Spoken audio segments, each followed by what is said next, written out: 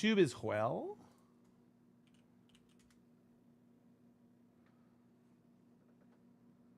Chat, if Bellinger on the Cubs hits a home run, I'm an accidentally rich. He's got like one more at bat here next. Imagine. Kurt Benkert has been out for a while, man. We've been doing the sports show without him for like 7 months. Honest question, bro. What do you think the score will be for my Seahawks versus Lions Monday? I'm thinking Seattle 23-21. You guys don't stand a chance, dude. I haven't seen one thing I like about y'all other than defense against bad quarterbacks. And I'm not talking trash either, Birdman. I'm not talking trash, man. Y'all should have destroyed every single team you've played so far. Come on, Bellinger. Hit a homer. Give me like Lions 30, Seahawks 10. What happened to Benkert? We're good friends with Benkert. We just wanted to do the Blevins bros. He had a lot going on. We had a lot going on. How about them Steelers? Crazy. JB, do I root for the Eagles or Steelers this season? Lions, Nick. But if you're choosing between those two, go Steelers, man. Strike looking foul ball. Come on, Bellinger. Hit a homer. Ravens will be good. They're figuring it out. They need to figure out how to stop choking in the fourth quarter. What's up, bro? Yo. You already live? Yeah. Did you see my tweet, dude? I accidentally bet on a first at bat home run and it hit. Yeah, that's freaking amazing. Did the other one hit? Bellinger's up to bat right now, dude. Two strikes. It's probably his last at bat. I love you, dude. That's so funny. Well, dude, my buddy who like does this all the time sent it to me, and so I threw $10 on it. I was like, whatever. And I accidentally hit first at bat, and he hits it. I'm like, come on, Bellinger. Bellinger has 4 RBIs, dude. I mean, if you think about how astronomical that is, that's crazy. Oh, he just singled the center. Dang it. Did a bunch of work for the show today. Very excited. Very excited. Nice, dude. I'm pumped too, man. I'm pumped Got too. my notes. It's gonna be fun, man. This guy goes, JB, how about a Bills-Lions Super Bowl? Convince Tyler to fly me down. 100%, dude. I'll sign it in blood. I have so many people who say stuff like that to me. It's wild. People are wild. I think the college level, all these small conferences are getting forced to join the Power 5. I don't think they're being forced. Why would you not want to if you're a small college?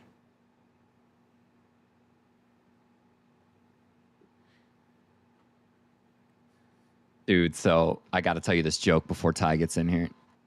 So my buddy volunteer coaches for our flag football team. Yeah. And one of my favorite students is a player on the team. Obviously not going to say their name. And she's up to 13 interceptions on the year. Like, that's insane. Ooh. And he goes, 70% of the earth is covered by water. The rest is covered by her. Oh my goodness. Oh, such a good, that's such a good defensive back, saying. I love that. I can't wait for people to see your hair. Jack Kelly just goes, loving the hair, bro. Thank you, man. Lost a bet to my students. So I let them dye the gray part of my hair pink because I'm a man of my word. Look at you, dude. Look at you. Mama thanks for the 2 months. Nick thanks for 28 months, bro.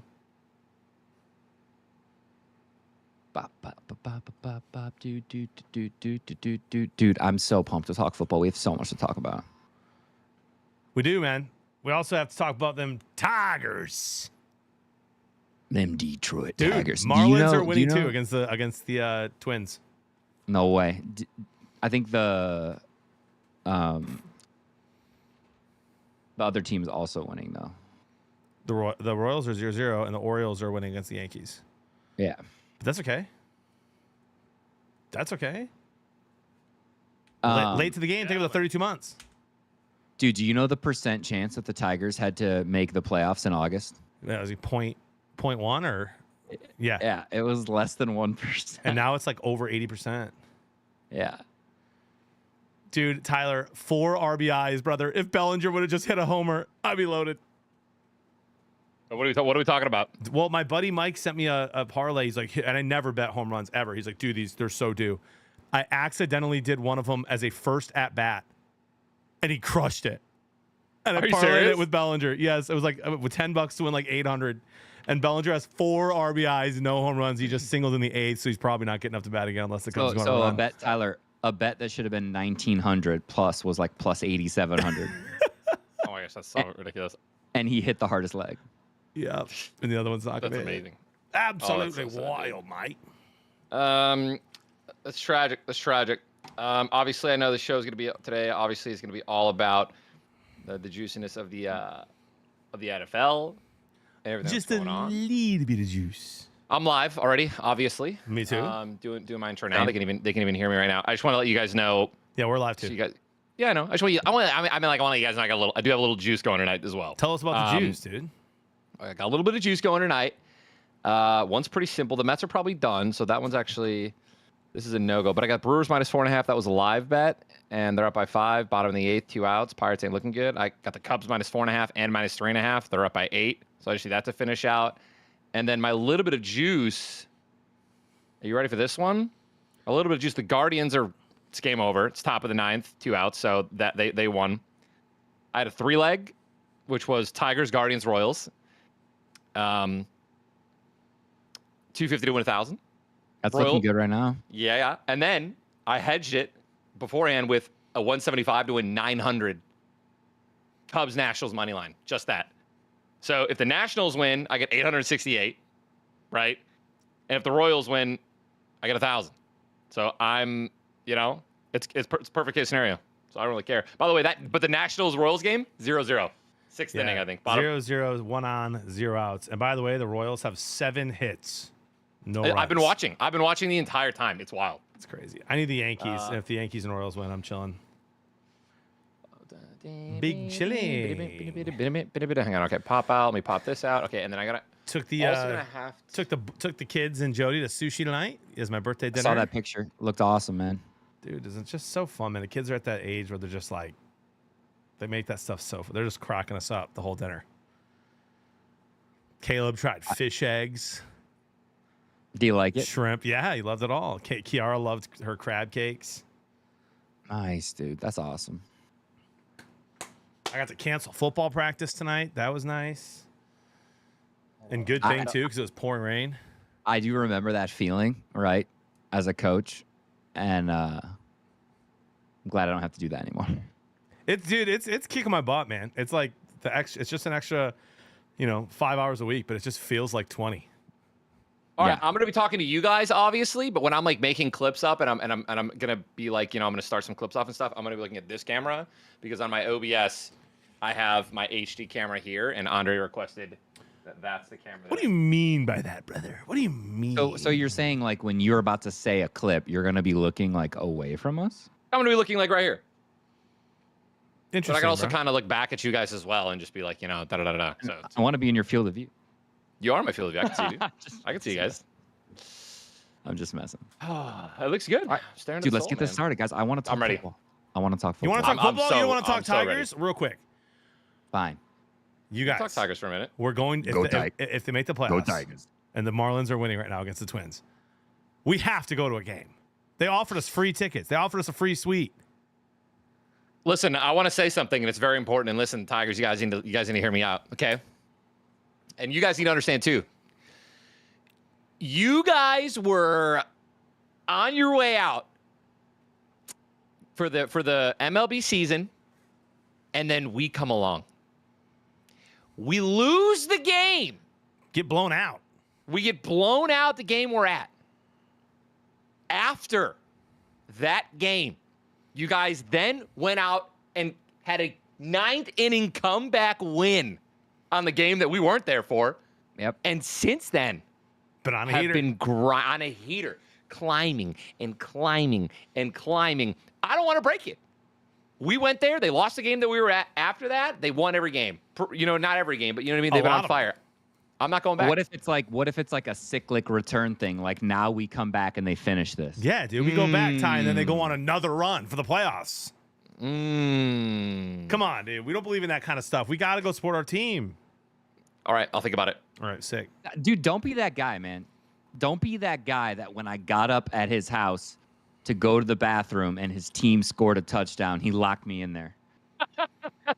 All right, don't be that What guy. happened? No, I get it. He's basically saying, dude, we've been scoring every time you aren't watching the game. So Right. I get So it. I I got get what he's locked saying. in. All right, fine. It's something to believe in. It's a little bit of hype to believe in. It's my bad. All right. Matiwas goes, Moving- or hear me out. It reverses everything. No, it does not. Moving on. It does not. All right. Welcome to the Blevins Bros Sports Show, ladies and gentlemen. I've got an announcement. How about we start with an announcement that you didn't know was going to be here? But here it is. I love announcements. I'll do it. What are we announcing? We haven't posted yet, but we will. The Blevins Bros Sports Show social media is now live. Ooh. Blev Bros Sports at Blev Bros Sports on Twitter and Instagram and TikTok. We'll be updating the profile. There's a picture there. We'll be updating the profile, putting the showtime on there, posting clips. It's going to be awesome. To the moon. What's wrong, Ty? That's what I love. That's what I love about the Blevins Pro Sports Show. You come in here every Tuesday at 8 o'clock. You don't know what's going to happen. I mean, announcing all their socials going live. I'm really fired up. You know, also just launched all of his socials. Patrick Mahomes, and man, I follow that guy, and he's great. And anyways, I'm excited, dude. And that was incredible, by the way. Thank you. I'm linking it right now in my chat. There it is. Blev Bros Sports Show. I was really hoping Instagram you were going and to be like, Twitter. now here's the social media Now, account. here's a social media account that's going to just have all the bangers. I mean, locks of the week, great points, or fantasy pickups. I mean, I've all these guys for everything. Let's go. We'll be posting a box, ton dude. on there. Can't wait. We'll post. We'll get that stuff in our Nightbots and all that good stuff. Guys, listen, we're going to start coming in hot. Let's do it. You ready? Coming in I'm hot. ready, bro. Yeah. I'm ready. Week 3 is complete. On our way to I'm ready week to piss 4. some people off. Couple undefeated teams here still. Give me your top 5 power rankings. And by the way, we are going to do our bottom 5 power rankings. So if your team's dog water, stick around, see if they make that. All Who right, wants I to go love first? this. I got it. I'll go last right. on this one. You guys are not going to agree with me, and I don't care. So I did That's the fine. top 10. And I won't say all 10. Okay, but why even say that then? Fine, I'll say all 10. This is a way. Hey, listen. This is a way too early's power rankings top every 5. week. Chris, let's get Every week. week. It's a way too All right. early. Let's hear it. Do you guys want me to go bottom to top or top to bottom? Go bottom to top. So 5th team, 4th team, 3rd, 2nd, 1st. I'm going to do 10. You're gonna go 10. I have 6. I did 6 for each. All right, ready? Here we go. 10, Seahawks. 9, Saints. 8, Eagles. 7, Packers. 6, Texans. 5, Ravens. Ooh. 4, Lions. 3, Vikings. 2, Chiefs. 1, Bills. Interesting. Got them Seahawks, bro. The Seahawks have done. They've played no one, and they don't played look no great. one, and they've struggled against the Patriots. The Patriots should have won that game. That's okay, The Chris. Seahawks look great, bro. They're top Their 10. defense you know? is their defense is playing really well against really bad quarterbacks. I understand that I sent you that stat, but what I'm saying is they're still 3-0, and there's a lot of teams that we expected to be 3-0 that aren't. So Yeah. If we lose Yeah, to the okay. Seahawks, I'm not doing the sports show ever again. All right, go ahead, Ty. Okay, so these are my top. These are my top 5 power rankings. I added a 6th because I have to keep them. I have to keep them in there. I wanted to bring them up higher, but I'm going to talk about them later and why I don't think that they deserve to be in the top 5 right now. But I have the Vikings at 6.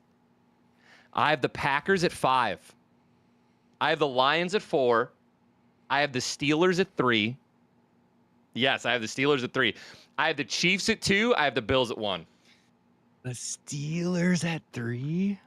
I have the Steelers at 3. And let me tell you why, bro. Justin Fields, he's looking decent, dude. He's taking care of the ball. Do you know who looks He's like hands down the best quarterback in the NFL, and it's not particularly close? Josh Allen. Josh Allen. Josh Allen. Looks Josh Allen great. is he's a guy who knows how to listen. I didn't want to put the Steelers there, but I have to. All right, I mean they're undefeated right now. Their defense is playing on point. Their offense is taking care of the ball, and their offense is improving. By the way, right? Justin Fields is coming to his own, and I'd like to take a moment and really just sit here and say the Bears really do just kill quarterbacks. And Oh, Caleb, man, I thought you were gonna do a Fresh Prince bit there. no, man, that's my take. John, top 5 power rankings. All right, dude. Coming in at number 5, and I can't believe I'm saying this after I picked them to win 5 games this season. Minnesota Vikings, in my 5 spot. Their defense is playing unbelievable. Jury for me is still a little bit out, man. Like I feel like the Niners don't look anywhere near like they were last year. The Texans were not good against the Bears. Like that game was embarrassing for the Texans. So, but Even worse against the Vikings, by the way. yeah, but they're 3-0. So Vikings, and they're playing really well without Hawkinson, without Addison. Get those guys back, and they're fun to watch right now. Number 4, Green Bay. Yep. Green Bay Packers, bro. Without Jordan Love, they're doing what they need to do. I actually do think they beat the Vikings. That's why I put them ahead of the Vikings, because I am going to pick the Packers to win this week. And if the Vikings win, I'm not picking against them the rest of the season. At 3, I do have the Lions. They should be 3-0. We'll talk about like what's happening with some other teams in the Lions hangover that I think is legit. I think Jeremy talked about it as well. It's pretty crazy. Number 2, the Chiefs. And number 1, the Bills, dude. Number 1, the Bills. What the Bills are doing is insane. Hard to argue with the Bills, especially with what their salary cap situation's like right now and how they're still just rolling teams. It's scary that we have 3 NFC North teams in the top 5 guys, but I mean, look at all the. I'm looking at all the other teams. I'm looking at the records. I'm looking at how they've played. I tried to find counterfactual evidence for that, like the whole time, and dude, just article after article after article. NFC North officially best division in football. NFC North officially best division in football. Like, it's so annoying. I need you guys to give me 1 second. Andre, it sucks that it just happens to be us, dude. Andre is freaking out, brother. About what? I mean, like, here we are, right? We finally have popped off. We finally have a team. We finally have everything that we need, right? We have a coach that we believe in, players that believe in their coach, and now, oh, great, don't worry. The Packers have found their next quarterback, Jordan Love. Oh, wait, never mind. Mark Willis has gotten them 2 wins. Don't worry about that. They don't even need him. They don't even need Jordan Love. Which, by the way, dude, it's just proving that coaching right now, I think, is just what's astonishing and what's really winning a lot of games, in my opinion, than just like raw talent, which is why I think the Ravens are 1-2. And it's why they could have went 0-3. Like having the Ravens in your top 6, top 5 right now, Chris, I think you had them in there, right? At like 3 or 4. I had them at 5, yeah. I don't like that, dude. They've proven nothing. I literally think you're looking at the pure raw talent on that team, and you should be like, they got this. But like they don't. And look at the Bengals. The Bengals offense right now, 0-3. Dude, you know I'm a nerd. I look at stats. So they still have, even though they're 1-2, they still have the 3rd highest DVOA odds to make the playoffs, 71%. Yeah, I mean, I just don't. They're like, they got to figure something out, man. And it's not just them; it's a lot of these playoff teams from last year, except for the Bills and Chiefs, really, who just like Harbaugh. What's he doing? Late game right now, 4th quarter, just collapses. I mean, and then the Panthers go out and spank the Raiders the way they did. Called it, by the way. You did call it. Someone called you out though. They're like, "Why didn't you pick it on your picks?" I'm an idiot. And by the way, from now on, I'm going to do that. So yeah, go with your gut, bud. That's.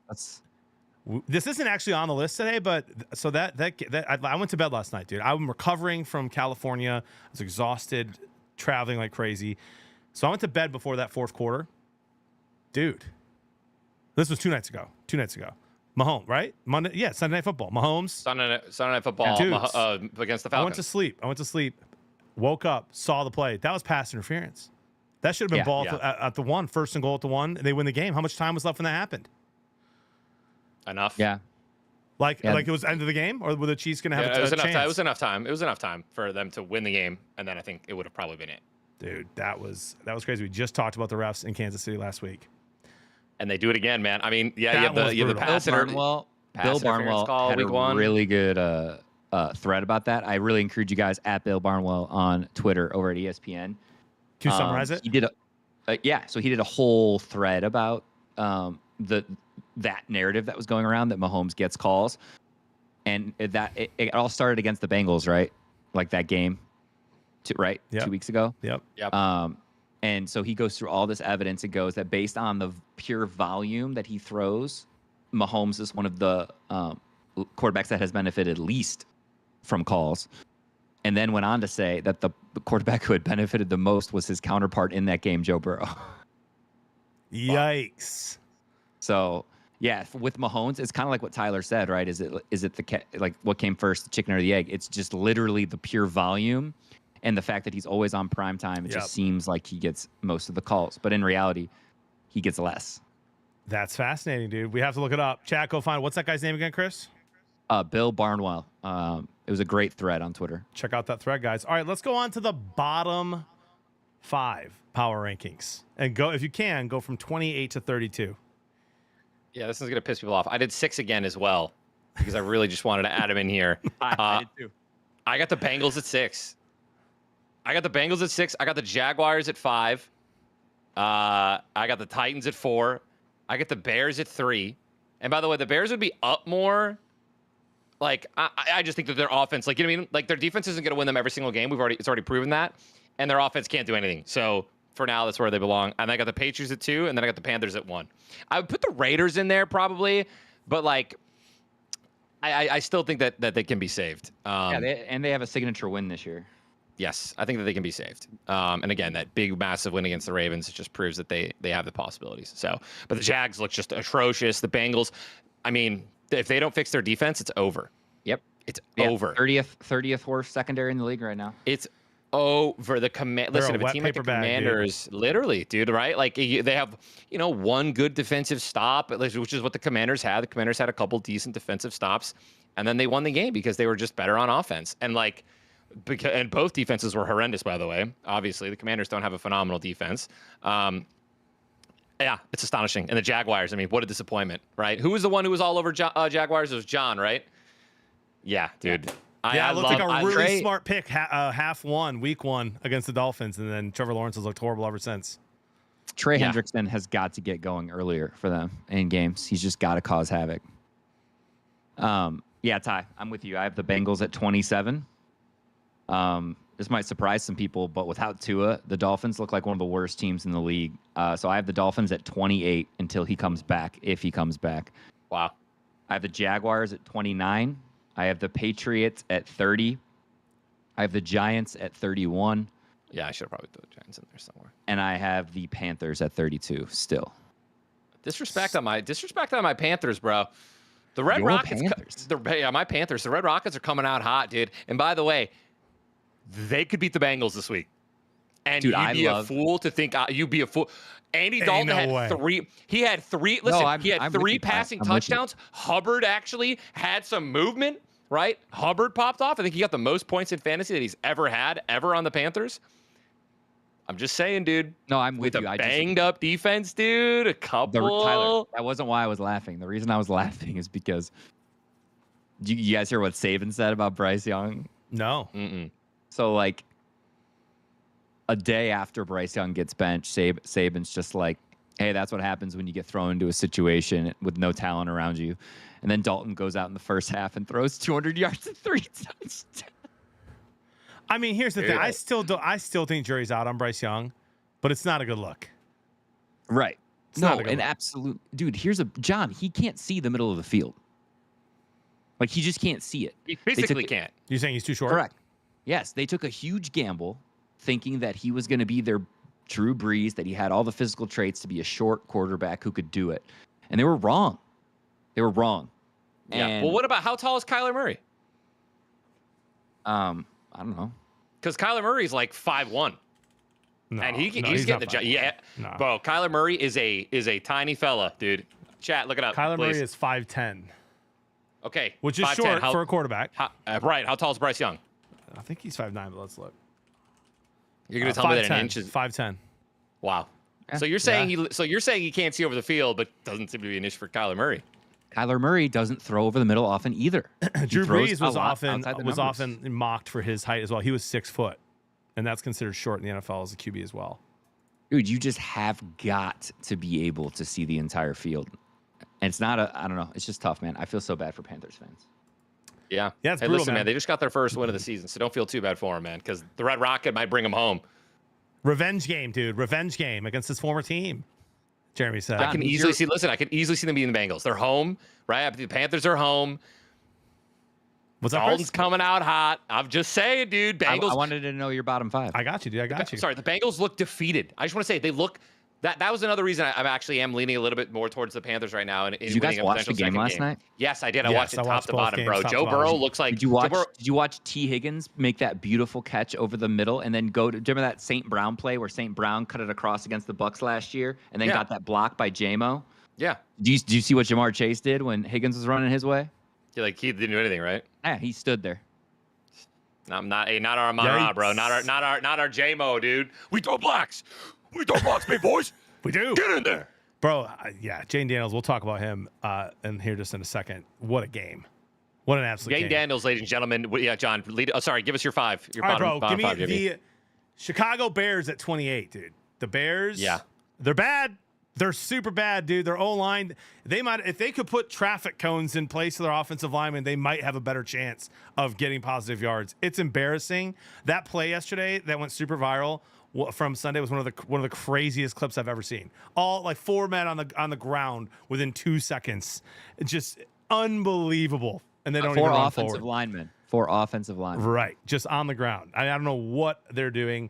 The Giants at 29, although I will say, I'm kind of agreeing with Matt Burke that Daniel Jones is not as bad as advertised. You give him Daniel some time. Jones finally had a decent game. He had a good game. He was running around. Nice pocket presence. Neighbors is a beast.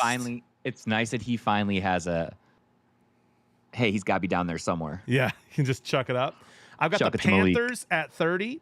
I have the Patriots at 31, but again, I still love the Patriots right now. I love their head coach, and he's getting these guys to play for him. I think they're going to be just fine in the future. And I have the Titans at 32. Wow. Will Levis might be worse than Joey Harrington. Whoa. I mean, How's that for a throwback? Dude. He is throwing games. Yeah, he's just literally. I mean, so there was like a bunch. I'm not kidding. I probably saw 10 or 12 tweets before that game on Sunday morning that they were just like, how many quarters in until Will Levis throws the game? And I saw so many tweets, and then he throws like a pick in the first or second quarter. It was just a brutal one, right to the guy. Absolutely. Well, wasn't it a stuff. pick 6 to Jair Alexander? Yeah. Jerry Alexander, touchdown. I mean, just gave him points. I mean, And that was the game. As soon as that happened, dude, you could just tell the game's over. Yeah. I mean, the Packers, dude, their defense, they look so clean. But like, the quarterbacks, like I feel like they're playing quarterbacks that are just throwing the ball into their, and you know what I mean. I'd really like to think that we're gonna manage the ball a lot better against them, and we have a good chance of beating them. The Lions have games against Richardson and Levis coming up too. So we'll see. Yeah. Good. All right, JB. Can't wait. Jaden Daniels, guys. Caleb Williams. Everyone's been asking about Jane in my chat since literally we started. They were like, talk about Jane's game, talk about Jane Daniels, and we're about to do both. We're about to talk about Jane Daniels, and we're going to compare him to somebody who's in a typical situation, or is kind of a similar situation, and isn't doing as good. You'll remember that last year when Kurt Benkert was still on the show, and it was Ben Kurt and Blevins Bros, that he was all in on Jane Daniels. I don't know if you guys what you guys your takes were, but mine was also that Jane Daniels is just more pro ready. They just ran a great pro offense in LSU. He looked really good. He played crazy competition, and he played well against that competition. And he's so far Kurt Benkert correct. What do you guys think? Should the Bears have kept Justin Fields, drafted Jane Daniels, or are you still okay with Caleb Williams? I hope we can put to bed the narrative. Well, look at the talent around him, right? Because so one of the dings that Jaden got was that life was a lot easier for him, right? Like, sure, he had to scramble sometimes, but he was throwing it to Malik Neighbors and Brian Thomas, like 2 first-round pick receivers. But like, don't you want your quarterback to be throwing to NFL talent? Right. Like, I never understood that ding. And then so many analysts, I just felt like, tried to brush Caleb Williams' problems under the rug. Like, oh, well, his offensive line is trash. Look what he can create off of, like, when the play breaks down. Look at how he can still read the field and read the game.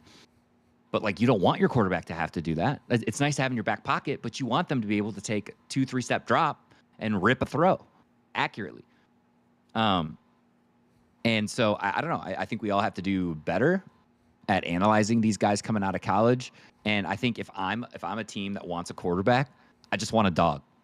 Yeah. Like, just draft a dog, draft a guy who in the fourth quarter is going to look at the coaching line on Monday Night Football, 4th and 5, and beg his coach for the ball in his hands, which is what Jaden Daniels did last night.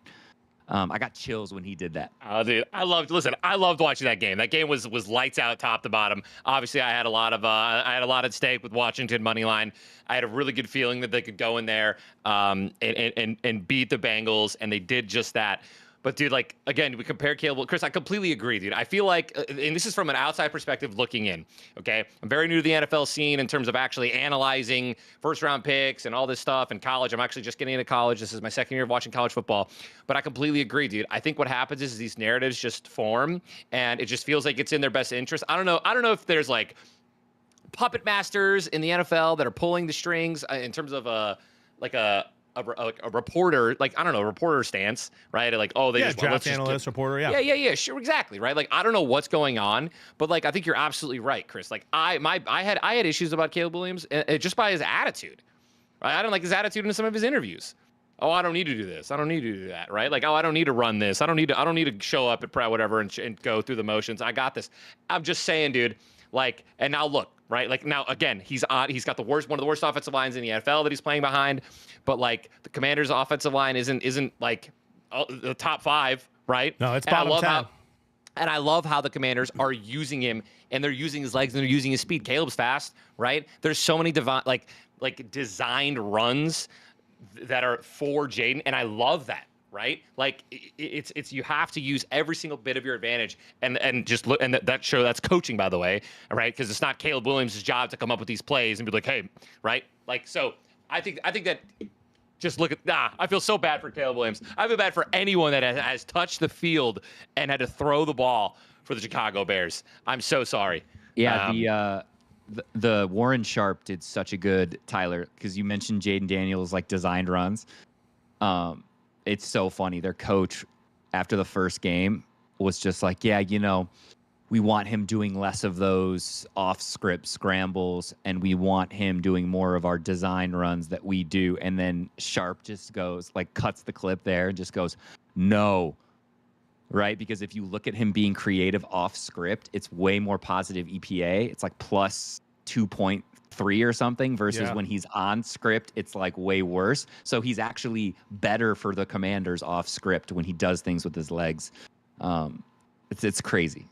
Well, you got to think about it, man. Like how are you going to sell? The best way to sell any play, right, is for people kind of not to know about it. You know what I mean? Like if you tell your entire offensive line, and you tell your tight end, you tell your wide receivers, like, listen, guys, this is a designated run for Jaden, right? This is going to be a QB sneak. It's going to be whatever. It's going to be a QB draw, whatever. He's going to run this ball. They're gonna move a little different. I don't know. They're gonna block a little different. They're gonna stand a little different. Like, I don't know how we would be able to notice that they're standing different, but like all the professionals, right, might know. Like, hey, this looks like it's gonna be a design run. But when everyone is actually running out and they're actually running their routes and doing their plays and they're blocking because they think it's gonna be a pass, and then all of a sudden the play opens up for Jaden Daniels to use his legs and get 10 yards. Like, it's, you know what I mean? So like I get it, right? I think that's a great stat to look at. Yep. I cannot believe that the Bears thought it was a good idea. Look at all the teams that are successful right now in the league. The Chiefs, the Lions right now, the Bills, the Ravens, the Niners. Niners don't have a great O-line, but they've got a dog on the O-line. You look at these teams and they build from the trenches. Then they get a quarterback that has some protection, and the Bears were like, let's just use all our money on a bunch of skill players. We'll draft a first rounder and we'll throw them out there to the Wolves.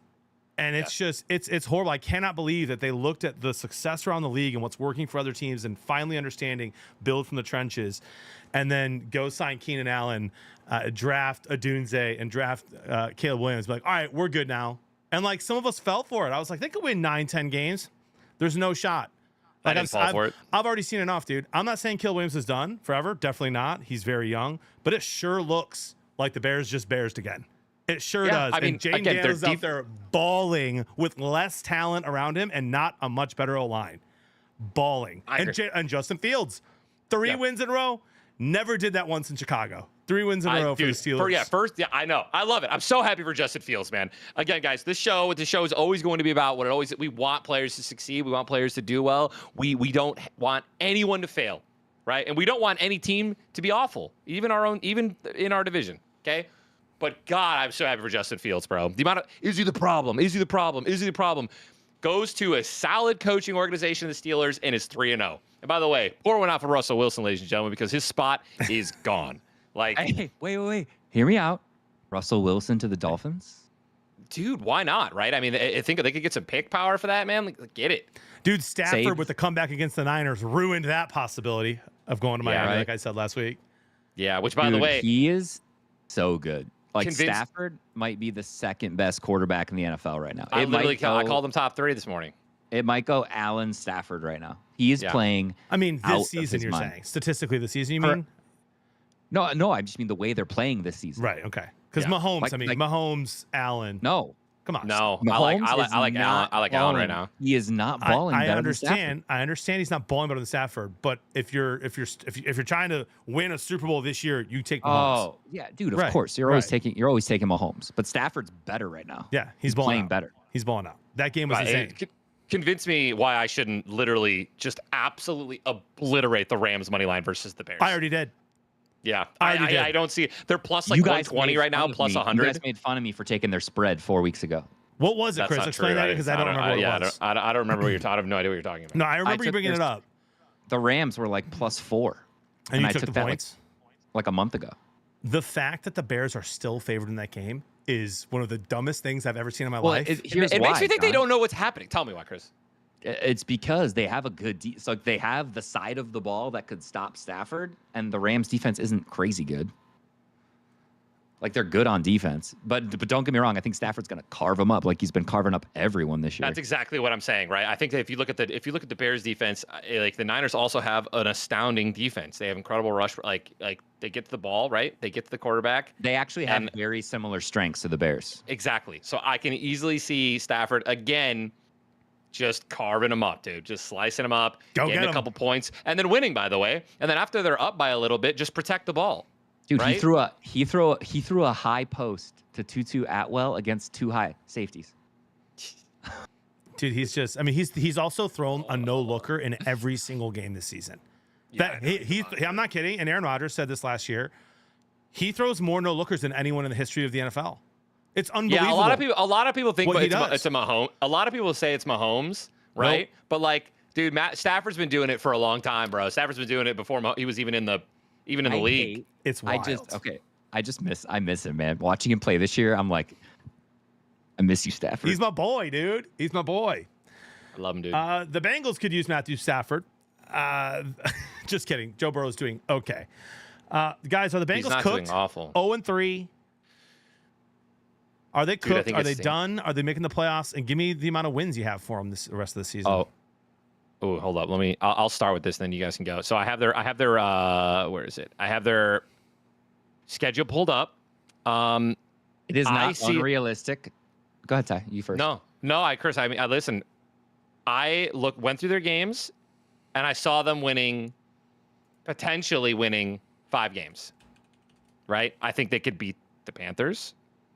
Like the way they're playing right now. Okay, no improvements, or getting worse. Okay, I think they can beat the Panthers. That's their next game. The Giants, the Raiders, the Chargers. Yep. And the Titans, and then maybe the Broncos, but the Broncos aren't playing horrible right now. And then they have the Steelers twice. I think that they don't do anything against their defense, and I think the Steelers offense is just gonna score their points. They play the Cowboys, they're not gonna win that. Maybe they beat the Browns. Like, you know what I mean? Like, maybe there are a lot of maybes in a lot of their leftover games. I could see them going 10-3. And making the playoffs, first team to do it since the Houston Texans in 2018? You're saying you think they could win their next 10 games? No, I'm saying they can go 10-3 and finish the year with 10 wins. Gotcha. So like, it's not beyond the realm of possibility for them to turn this around. So if you're a Bengals fan, like you could end up, Steelers could implode. You could end up seeing 2 games against the Steelers as nice. 2 games against the Browns. Oh my God, amazing. I have a Deshaun Watson stat that is going to blow your mind later. Okay. Like they can sweep the Browns. They can steal one from the Ravens. Right. But it's going to take so much work, and they're so far behind. I'm really worried about them. Yeah, as you should be, Chris. I've JB? got them winning between 7 and 9. So if you make me pick, I'll say 8. And their defense is non-existent. I don't know how they're going to fix that. I don't know how they're going to fix it. It's so bad. And Joe Burrow, actually, I thought he played really well yesterday. Some of that dot he had to Jamar Chase in the first quarter was unbelievable. I mean, like, you're just That was like, wow. against too high. Like, that was against too high, too. That safety just didn't get over in time. Yeah, and you're just kind of like, man, he could do that. You just felt like they were going to just go dominate that game. And then their defense didn't give them any breaks. Just nothing. And by the way, huge credit, as we just talked about, Jaden Daniels. He played so well. And at the end of that game, he had to make some plays.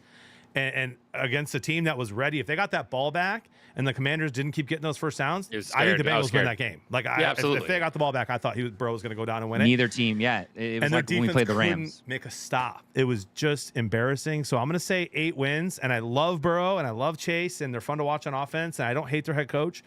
But, man, I don't know what's going on with their defense, and I don't know how they fix it. Correct. We'll see. Yeah. I do think they beat the Browns twice, though. I do. And they probably split against the Steelers. The Browns are the Browns are down bad. They're down bad, dude. So we're gonna actually do a kind of a brand new game, ladies and gentlemen. And you get to. Boys. I'm gonna get roasted for this. Well, you get to explain if you want to. Give a 10, 15-second explanation on each one, or don't. Up to you. This game's called Frauds or Dogs, and the chat can pick. Dogs are a good thing, all right, in this example, and in life, Jeremy. Big fan of dogs here. Frauds or dogs? Let's start in Minnesota with the Minnesota Vikings, fellas. The Minnesota Vikings are dogs, okay? They are giving every single quarterback they face fits. Flores is a genius. So essentially what they're doing, guys, is they just mask their coverage really, really well. And you have no idea who's rushing and who is going back into coverage, right? So if you don't have your blocking assignments like aced on your offensive line, you could be having 5 back to block when only 3 rush, and now you've got a ton of DBs guarding your players. No one's open, right? Or you could have 5 guys staying to block, and then they rush 6, 1 guy's unguarded, okay? And then what they're doing is, essentially, if you don't, like, you have to wait about 2.5 seconds for your receivers to get downfield to crush this defense, and they are not giving you 2.5 seconds. They have 5 sacks in every single game, minimum, at least 5 sacks in the first 3 games, right? That discipline. First time, what was my stat, dude? 3rd team since 1990 to have at least 5 sacks in their first 3 games. Wow. Dogs. Hey, the Vikings are dogs. Yeah, that's great. Ty? I got them at frauds. And listen, dude, I got the Vikings at frauds. Chris, I think that's great. I think it's very important to realize here, dude, the home field advantage in Minnesota right now is out of this world insane. I think that their defense, Chris, is obviously very good right now. But they're going up against horrendous offenses that are just not in sync. And also, I want to say, I don't know if you playoff teams. Hear me out, dude. Super Bowl Hear me, dude. Listen to me. First off, the Niners are not 100% healthy. They're missing their number. They don't look good at all. Okay, they don't look good at all. And let's not beat around the bush. I don't care who they are. I don't care where they win the Super Bowl this year. The Niners look awful. Something's off. Okay, I watched the entire Texans game from start to finish, and the crowd. This is, by the way, this is a compliment to the fans, to the Vikings fans. You guys are winning them games at home. The Texans were on their very first drive, and Chris, there were 5 offsides, false starts. 5 false starts from the Texans offense, backed them up to like 3rd and 25, and then 2 illegal formations. It was unbelievable. The crowd was so loud. And first of all, the Texans offense hasn't gotten shit going all year, by the way. They look like a shell of their former self. So I think that the Vikings right now have incredible home field advantage right now. It's astonishing. The fans are there. They're showing up. They're getting loud. And the penalties are out of this world going in their favor because their fans are getting so loud. Yes, their defense is playing great. They're playing against horrible offenses right now that are not in sync and have not found their groove. Okay, the Texans got like 18 points against the Colts. We're talking about Stroud, who was throwing for over 200 yards, 250, like 3 touchdowns every single game. He was out of this world. What happened? Can I make a bold prediction? Just want to say, Diggs comes to the team. All of a sudden, their offense doesn't look so good. Look, dude. It reminds me of watching the Bills offense last year. It was a pain. It was a struggle for them to drive down the field until, like, Shakir was getting the majority of the catches in the second half of the season. I'm just saying, dude. I have the Vikings at frauds right now. I think they're going to lose next week to the Packers, and I think that everyone's going to have a very rude awakening. Sam Darnold has not been protecting the ball. There should have been 3 interceptions against the Texans last week. The Texans defense didn't make any plays. That's what I'll say. Hey, Chris? I'll make a bold claim. If Jordan Love starts this game in Lambeau Field against the Vikings at noon on Sunday, he will not finish the game. All right, because they're going to injure him again, because you do not send a recovering quarterback against this defense. And then I'll say this: both of them will turn the ball over. Malik Willis and Jordan Love, if Jordan Love starts, will both at least have 1 turnover. Vikings That win. is a bold prediction, my dudes. That is a bold prediction. Hey, I'm just saying, dude. It was a bold, fraudulent prediction. I have the tiebreaker here. And while I do agree that the Vikings are beating teams that aren't playing as well as they probably should be, they're 3-0. They're missing Addison. They're missing Hawkinson. And I hate how much I love Kevin O'Connell and the rest of that coaching staff. I'm saying they're dogs. I'm nervous. And I hate how much I like Kevin O'Connell and LaFleur. I hate how much I love them. Those coaching staffs are out of this world. I'm saying dogs. Let's find out. I think it's going to be a great game next week. And actually, I think the Packers win. We'll see. All right, guys. Saints, frauds or dogs? I got them at frauds. Go ahead, Ty. You start. I got them at frauds, dude. I don't know why. Listen, the Saints, they popped off, right? They scored the most points the first 2 weeks, all the NFL. They go over 90 points, 45 points a game. It was out of this world. It was astonishing. They crushed Dallas. But apparently it doesn't mean anything because they fell short and they put up a struggling, was it 14 points, 10 points, whatever, 15 points against the Eagles. It didn't look great. I'm really looking forward to seeing how they bounce back. But just because of that terrible game against the Eagles, I have them at frauds. Chris? Personally. All right. You guys are not going to believe this, but I have them at woof woof, dude. Dogs. You got them at dogs? They're barking, All right. dude? So, they broke records with the amount of points they scored in the first 2 games. They had a stumble, right, against this Eagles team. Felt like both teams should have scored more points. But the Saints defense is what's not getting talked about. Like, they're solid, right? Like when I think about that defense going up against all the other defenses in the NFC or offenses in the NFC South, and then I think about their offense going up against like the Bucs defense and the Falcons defense, I think the Saints are the best team in the NFC South. And I think they're dogs. I think Carr might be having a resurgent season. He missed Shaheed twice, like 2 that like Shaheed should have had in the end zone, and that's 14 more points. So I got them at dogs. They just had 1 bad game. I've got them at frauds. And what I mean by that is they might win the division. They might win the division. They might. I don't think they will. They might win 9 games. They might win 10 and miss the playoffs. But they're not going to lose. They're going to lose their next 3. They're going to lose their next 3 games. They play the Falcons, the Chiefs, and I think the Bucs. All of a sudden, dude, those 2-0 Saints are going to be 2-4. It's 15-12, by the way. Was the 15-12? Awful. That was a game they should have won against the Eagles, even though I picked the Eagles to win. And so I'm saying Saints, frauds, my guys. My bad. All right, how about them Cowboys? Dogs or frauds, dude?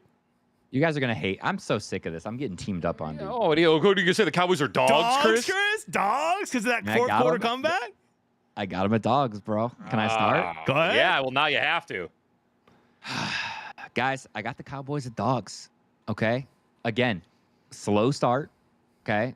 But, dude, Dak Prescott, again, is quietly having a phenomenal season.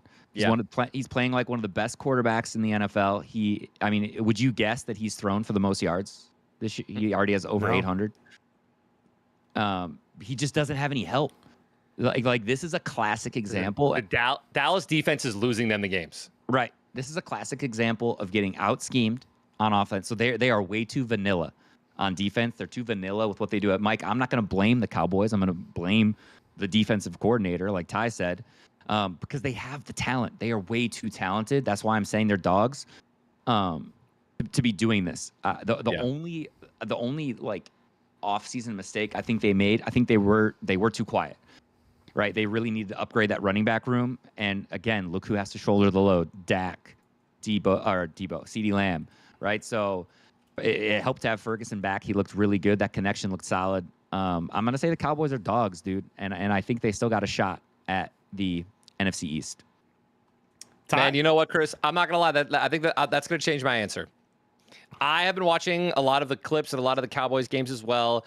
I saw Dak, the frustration, as he was walking down the tunnel on his way out of that loss, and like, I believe in Dak. I completely agree with you. Their defense is what is the reason that the Packers beat them in the playoffs last year.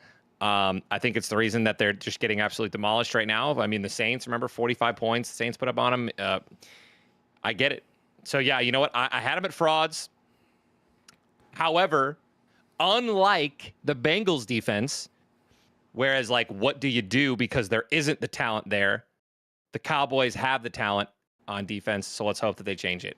I'll swap it. I'll swap my little because I have a lot of frauds. I'll put the Cowboys back at dogs, Chris. Yeah. So thank you, Ty. And let me just add to that. It's like here, let me just give you guys at home an example, right? If you want an example. So the Ravens were doing something really, really simple. What they were doing is on every single play, they were just watching Micah Parsons. And if Micah Parsons followed Lamar, they ran it to Derrick Henry. And if Micah Parsons eyes were on the running back, then Lamar just took off. And they just decimated the Cowboys defense doing this. And not once did they stop and have a linebacker spy Lamar so that Micah can trust his instincts and then the linebacker can clean up. They didn't do it all game.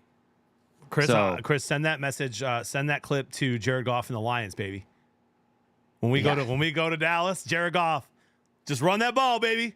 You know how fast he is. It's the same thing. Let Hutch trust Hutch's instincts and then have someone backing him up on Lamar. That's what you got to do. Yep. I'll say it, guys. The Cowboys are frauds. They're frauds, dude. And I'm gonna go bold. How's this for a bold prediction? And by the way, it's unpopular to hate. That's not true. I guess there's a lot of Cowboy fans out there, but most people it is incredibly popular to hate the Cowboys. Take it from somebody who knows the more popular you are, you have more haters, and then you also have a lot of fans, right? But the haters are louder, right? So everyone knows that Cowboys are probably the most loved and the most hated football team in the NFL. Here's my hot take, fellas, and why I think they're frauds. I think that by November 10th, so before Thanksgiving, I think that Mike McCarthy will be fired. Before Thanksgiving. Let me just read the schedule to you real quick. Okay. Primetime football against the Giants in New York. That's not a guaranteed win for the Cowboys. It's not at all. I think they win. I think they win, but it's not a guarantee. Then they go primetime at Pittsburgh, Sunday Night Football. Then they have the Lions coming to town. Then they have the Niners. Prime time. Then they have the Falcons in Atlanta, and then they play the Eagles, brother. They might lose every one of those games. If they might win one, they're done. They're toast. And I love Dak, and I love CeeDee Lamb. I finally like him. I love Micah Parsons, what he does in that field. They're done. They're frauds. Mike McCarthy, November 10th. Time's coming. Okay. Tick, tick, tick, tick. Okay. All right.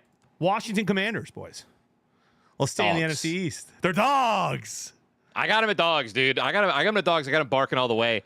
Listen, is their season limited this year? Like, absolutely. I think they could obviously win some great games, and they can even make a playoff run just off of their offense alone.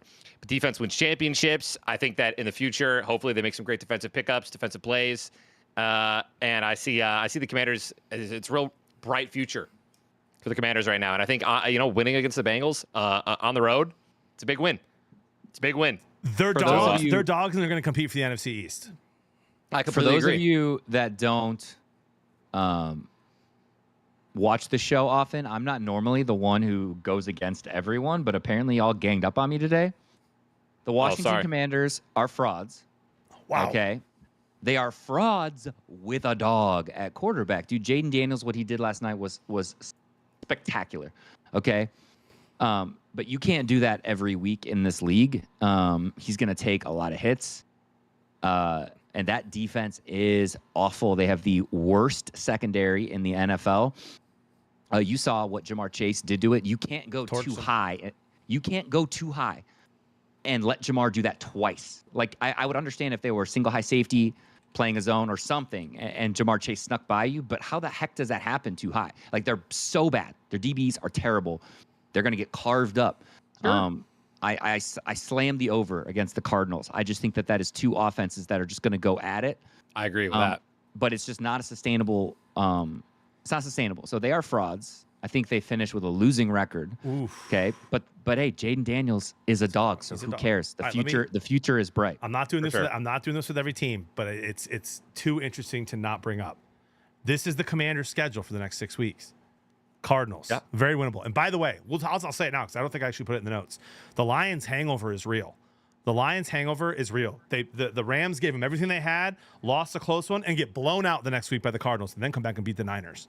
The Lions beat the Bucks. The Bucks beat the Lions. Lions should have won that game. Bucks gave it everything they had. Bucks get blown out to the Broncos at home in Tampa. The Cardinals are going to get murdered by the Commanders. That Lions hangover is real. There were players falling all over the field. Everyone got hurt. Lions players got hurt. Cardinals players got hurt. Every team is bringing their best against the Lions. I think the Commanders beat the Cardinals. Then they play the Browns. They probably lose to the Ravens. Then they play the Panthers, Bears, and Giants, dude. They're going to win 4 of their next 5 or 6 games. They can win every one of those Their games. schedule gets a lot harder after that, but my goodness, bro, the Commanders have a nice little stretch coming up here, and I think they're dogs, bro. I love that. John, You're that was nervous, great. Chris. You're nervous about John, that schedule, that was great, dude. John. Yeah, I'm you're not. Chris. Chris, are you Chris shaking is like, right oh now? man, they play the worst teams in the league 6 weeks in a row. No. Hey, Chris, drink a glass of water, bro. Don't you drink The hangover, the Lions hangover. And by the way, do you guys? I don't know if you know this. Someone brought it up to me earlier in chat. It was fascinating. Don't quote me because I trust my chat on this. Apparently, last year the Niners, every team that the Niners played or beat, lost the week after. Right. So yeah, exactly. We They had a talked. pretty Kurt, hot streak going. well, Kurt mentioned this, right? Kurt mentioned this as well when you're going against the Niners. The way that the Niners defense plays is aggressive. They hit you hard. They play hard. They give it their all. You feel it. Their offense feels it the next the next day. So yeah. And Kurt last year multiple times said that's how the Lions play too. Yep. Yes. Yep. Yes. Crazy. All right, guys. Green Bay, NFC North. How about them Packers? Frauds or dogs? Dogs, dude. Let me tell you something real quick, man. This is a team right now, much like the Vikings, who are being coached to victory. And it's very noticeable and it's very visible, right? We're looking at, again, dude, just look at the offensive power of the Packers, man. You don't see stars, just they have great talent. Good, obviously, they're NFL players, okay? But there's not a single player on offense that I would say is top 5 player in their position, right? At all. Not a tight end, not a wide receiver, not a running back, and honestly, not a quarterback. Right. But look at them, dude. They're amazing. They're playing incredible, and that's without Jordan Love. It's simple, dude. The Packers are dogs, bro. Yeah. And I'm really happy for cheeseheads out there. Thanks, guys. Thanks for finally agreeing with We me. agree with you. You're welcome. I say dogs, and LaFleur should be the highest paid coach in the league for winning games with Malik Willis. It's unbelievable. It never Yeah. happens, by the way. Let's really talk about this, right? They've won 2 games without their starting QB, and they didn't skip a beat. Last week against the Titans, there were designed run plays for Malik Willis. And they were the game plan with Jordan Love. You can even look at the tape from Yes. week 1. It was completely different. It was completely different. And the fact that they have within 2 weeks, right? Within 2 weeks, have designed run plays for their backup quarterback. I love it, dude. I love it. Yeah. They deserve to be. Was it 2-1 right now? They could have been 3-0, or could be 3-0. I'm very happy for Cheeseheads. Their season is still very much alive and well, even with their QB going down. You cannot say that for any other team in the NFL right now. If their QB goes down, you can't. You think it's over. You literally see. Look, Panthers would have been all right. Got him. Bears might be okay too. Just kidding. perfect example. Sorry, real quick. Perfect example. Look at that offense. Yeah. 3 points last week. Right. Just saying. I think that's the difference. Right. Right. And I'm not saying that Skylar Thompson has the same unique skill set that Malik Willis has. Obviously, Malik Willis has incredible talent. It's just not with his arm. So Yep. yeah, All right. they're dogs. They're Yep. dogs. All right. How about them Eagles? Let's go back to the NFC Frauds. East. Really? Ty's going Saints and Eagles frauds. If Tyler mentions the tush push, I will one time, die on this hill. I will die on this hill until the Eagles can just win games they're supposed to win and stop relying on the tush push. I swear to you, dude. Listen to me, hear me out. I will die on this hill forever. I'll die on this hill forever, bro. I don't care. Their offense is always, it's just a crutch. It's a crutch of a play. It's a crutch of a play. And I just don't like the Eagles, bro. I think that they could be coached so much better. You look at right now, I feel like it's the Ravens with they have so much power, so much offense, so many weapons on that team. So they're dogs, by the way, and if they have Kevin O'Connell, LaFleur, or Dan Campbell as their head coach, they're winning the Super Bowl. I agree. It's unbelievable. I love. Listen again. I have a lot of Eagles friends, man. I want the Eagles to be good, but dude, there's something about me. I mean, there's a reason I hated Tfue for the first 5 years of Fortnite because he exploited, and I could have done the same thing too, but I just didn't like it. I was like, bro, just play how everyone else does. Stop using these little exploits. And to me, the tush push, in my opinion, by the way, I love Turner now. Tfue, love you.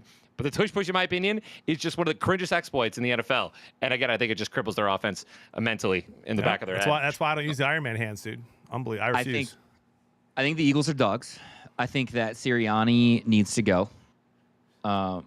Dude, he reminds me of a fan who made his way into the locker room one day and then just never left. They were like, hey, man, give this guy the mic real quick. Guys, I just want to say something. Doesn't have an offensive specialty, doesn't have a defensive specialty. He is just making some of the most easy analytical errors I've ever seen a coach make. It is wild. The Saints lost Eric McCoy that game, their Pro Bowl center. The Eagles lost Lane Johnson that game. Slade didn't come back in for a while. They don't have A.J. Brown. And Saquon Barkley literally in that offensive line willed them to a victory despite Hold up. Goddard got 180 yards and no touchdown. So but he didn't. But that would have meant nothing if dude, they were struggling to drive. If Barkley didn't break, if he didn't break that 65-yard tutty, they don't win that game. Yeah.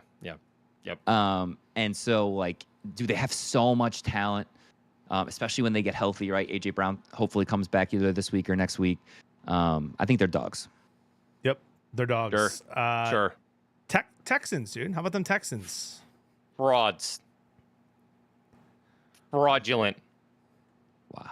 All right, Ty, how do you feel? Look what happens when they come under pressure against at Minnesota.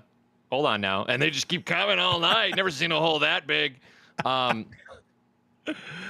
love. Hear me out, guys. I love C.J. Stroud. I love Tank Dell. I love Stephon Diggs, obviously, right? Nico Collins, Dalton Schultz, right? What is happening with this offense? How are these guys not putting up 30, 40 points a game? I just want to go back again and just point out, dude, the Bills, even when they were in the playoffs, even their entire, Diggs wasn't the guy getting the job done. And now we have Diggs on the Texans, and I feel like they're having a massive identity crisis on offense. Yes, Joe Mixon being out hurt them, but the way that they played in a loud stadium, just their offense looked undisciplined, multiple false starts. They barely beat the Bears. They barely beat the Colts. And in my opinion, they're two awful teams, bottom 10 teams.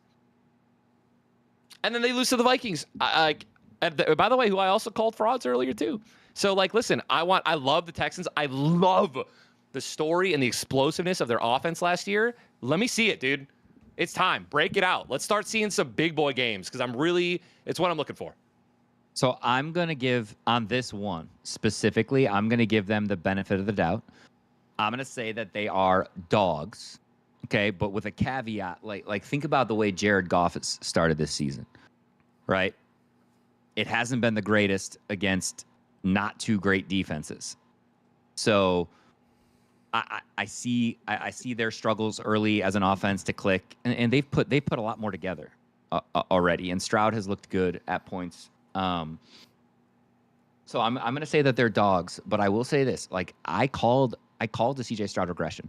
I have been calling for him to throw an interception every single week until this week against the Vikings, and boom, he throws two. His first one was tipped, and it doesn't count. But he consistently throws turnover-worthy plays that don't end up hurting him until now. against the Vikings and they lose. So I could see more of those games if he's going to have those turnovers going the way of their opponents. But I still think that he's a dog. I still think that team, like, I think they're dogs. I think they get in the playoffs. I think they get in the playoffs too. Because I think they'll get their offense together. For me, like when I hear dog, like dog to me doesn't mean necessarily making the playoffs and winning a playoff game, right? Like, it's hard for me for that because I do think they're dogs and I think they could be just fine. But if I have to pick, I guess I'm gonna say frauds, dude. Like I could see them losing. They play the Bills, they play the Packers coming up here, the Jets, the Lions, Cowboys. I could just 5 losses potentially. I could see them. They have a couple wins in between that I didn't mention, but like, yeah, I think they win 9 or 10, and I don't think a 9 or 10 for me is dogs. So I'm gonna say right now frauds until I just need to see it. Stroud's playing like a top 10 QB still. I think he's 12th in QBR. I don't really love QBR stats, but he's 12th in QBR right now. What's going on? The Vikings? Well, fine. If the Vikings beat the Packers, I'm telling you, guys, I'm telling you. I watched that entire game. Sam Darnold made several, not 1, not 2, not 3, not 4. There were 2 to 3 balls that should have been picked off. They were dropped. They were completely mishaps by the Texans offense. He had a lucky on his very first drive ever. He had a terrible forward. He tossed the ball. It looked like a fumble to me, but it was a forward pass pitch. Looked awful, right? And the pressure wasn't even really getting to him. You're not nervous. Okay? You're not nervous. I'm not nervous. Good. I'm not nervous, bro. And then listen to me. What the Vikings offense is doing incredibly well, and it was the number one thing I noticed, is their pace on offense, dude. These guys, when they get in a tempo, do hurry up offense when there's 13 minutes left in the second quarter. They find a tempo. They feel like their offense is just cooking, and they shove it down your throats. And if you don't make a big play, or if you don't call a timeout and you don't slow them down, they run you over with the number 1 big dong dangler, Justin Jefferson, who will put it on your face and stamp you all the way down to the freaking. You know what I mean? Like, that's what they're going to do. That's how they're winning games. You have the number 1 wide receiver in the NFL, and Jefferson was wide open. One of the guys tripped in the end zone. The first touchdown of the game, Jefferson, unguarded. Like, I'm telling you, dude. I'm telling you. Pretty wild. They're a rude awakening against the Green Bay Packers. And, Chris, I know you said you think they're going to beat the Packers. I don't. I think the Packers. See, I can't wait to watch slap that game. them around. I think they slap them around, Chris. I think it's like a 28-10. 28-14. I want that entire montage clipped for when they beat the Packers this week. There you go. We got 2 more guys. We got 2 more. Sorry. So I want you talking, and then in the background I want. Oh God. We have 2 more to add them without telling you guys. So 2 more. Here we go. The Bucks. Frauds. I have them or dogs. I got my dogs, and that's simply just because of what you said about the Lions hangover. They lost week 3 after playing us. Put up 7 points against the Broncos. But I love Baker, and I think that they're doing great work on offense. I mean, Chris Godwin's popping off still. So yeah, I got them dogs. I say dogs. I think they still win that division. I have them at. Drumroll, please. Frauds. No, I got them at dogs. I think Baker had a really bad game. And it's hard. It's hard coming off a high, beating a team you lost to in the playoffs, and then bringing that. They even said it in the post-game interviews. They were just like, we didn't practice like we were going to play an NFL team this week. So I think they'll come back, and I think they'll be fine. It's because they were tired from the insane physical play of the Lions. I mean, look, it's nuts. Every time, every game, everyone's dropping like flies against the Lions, including our guys. It takes immense mental fortitude and excellent coaching.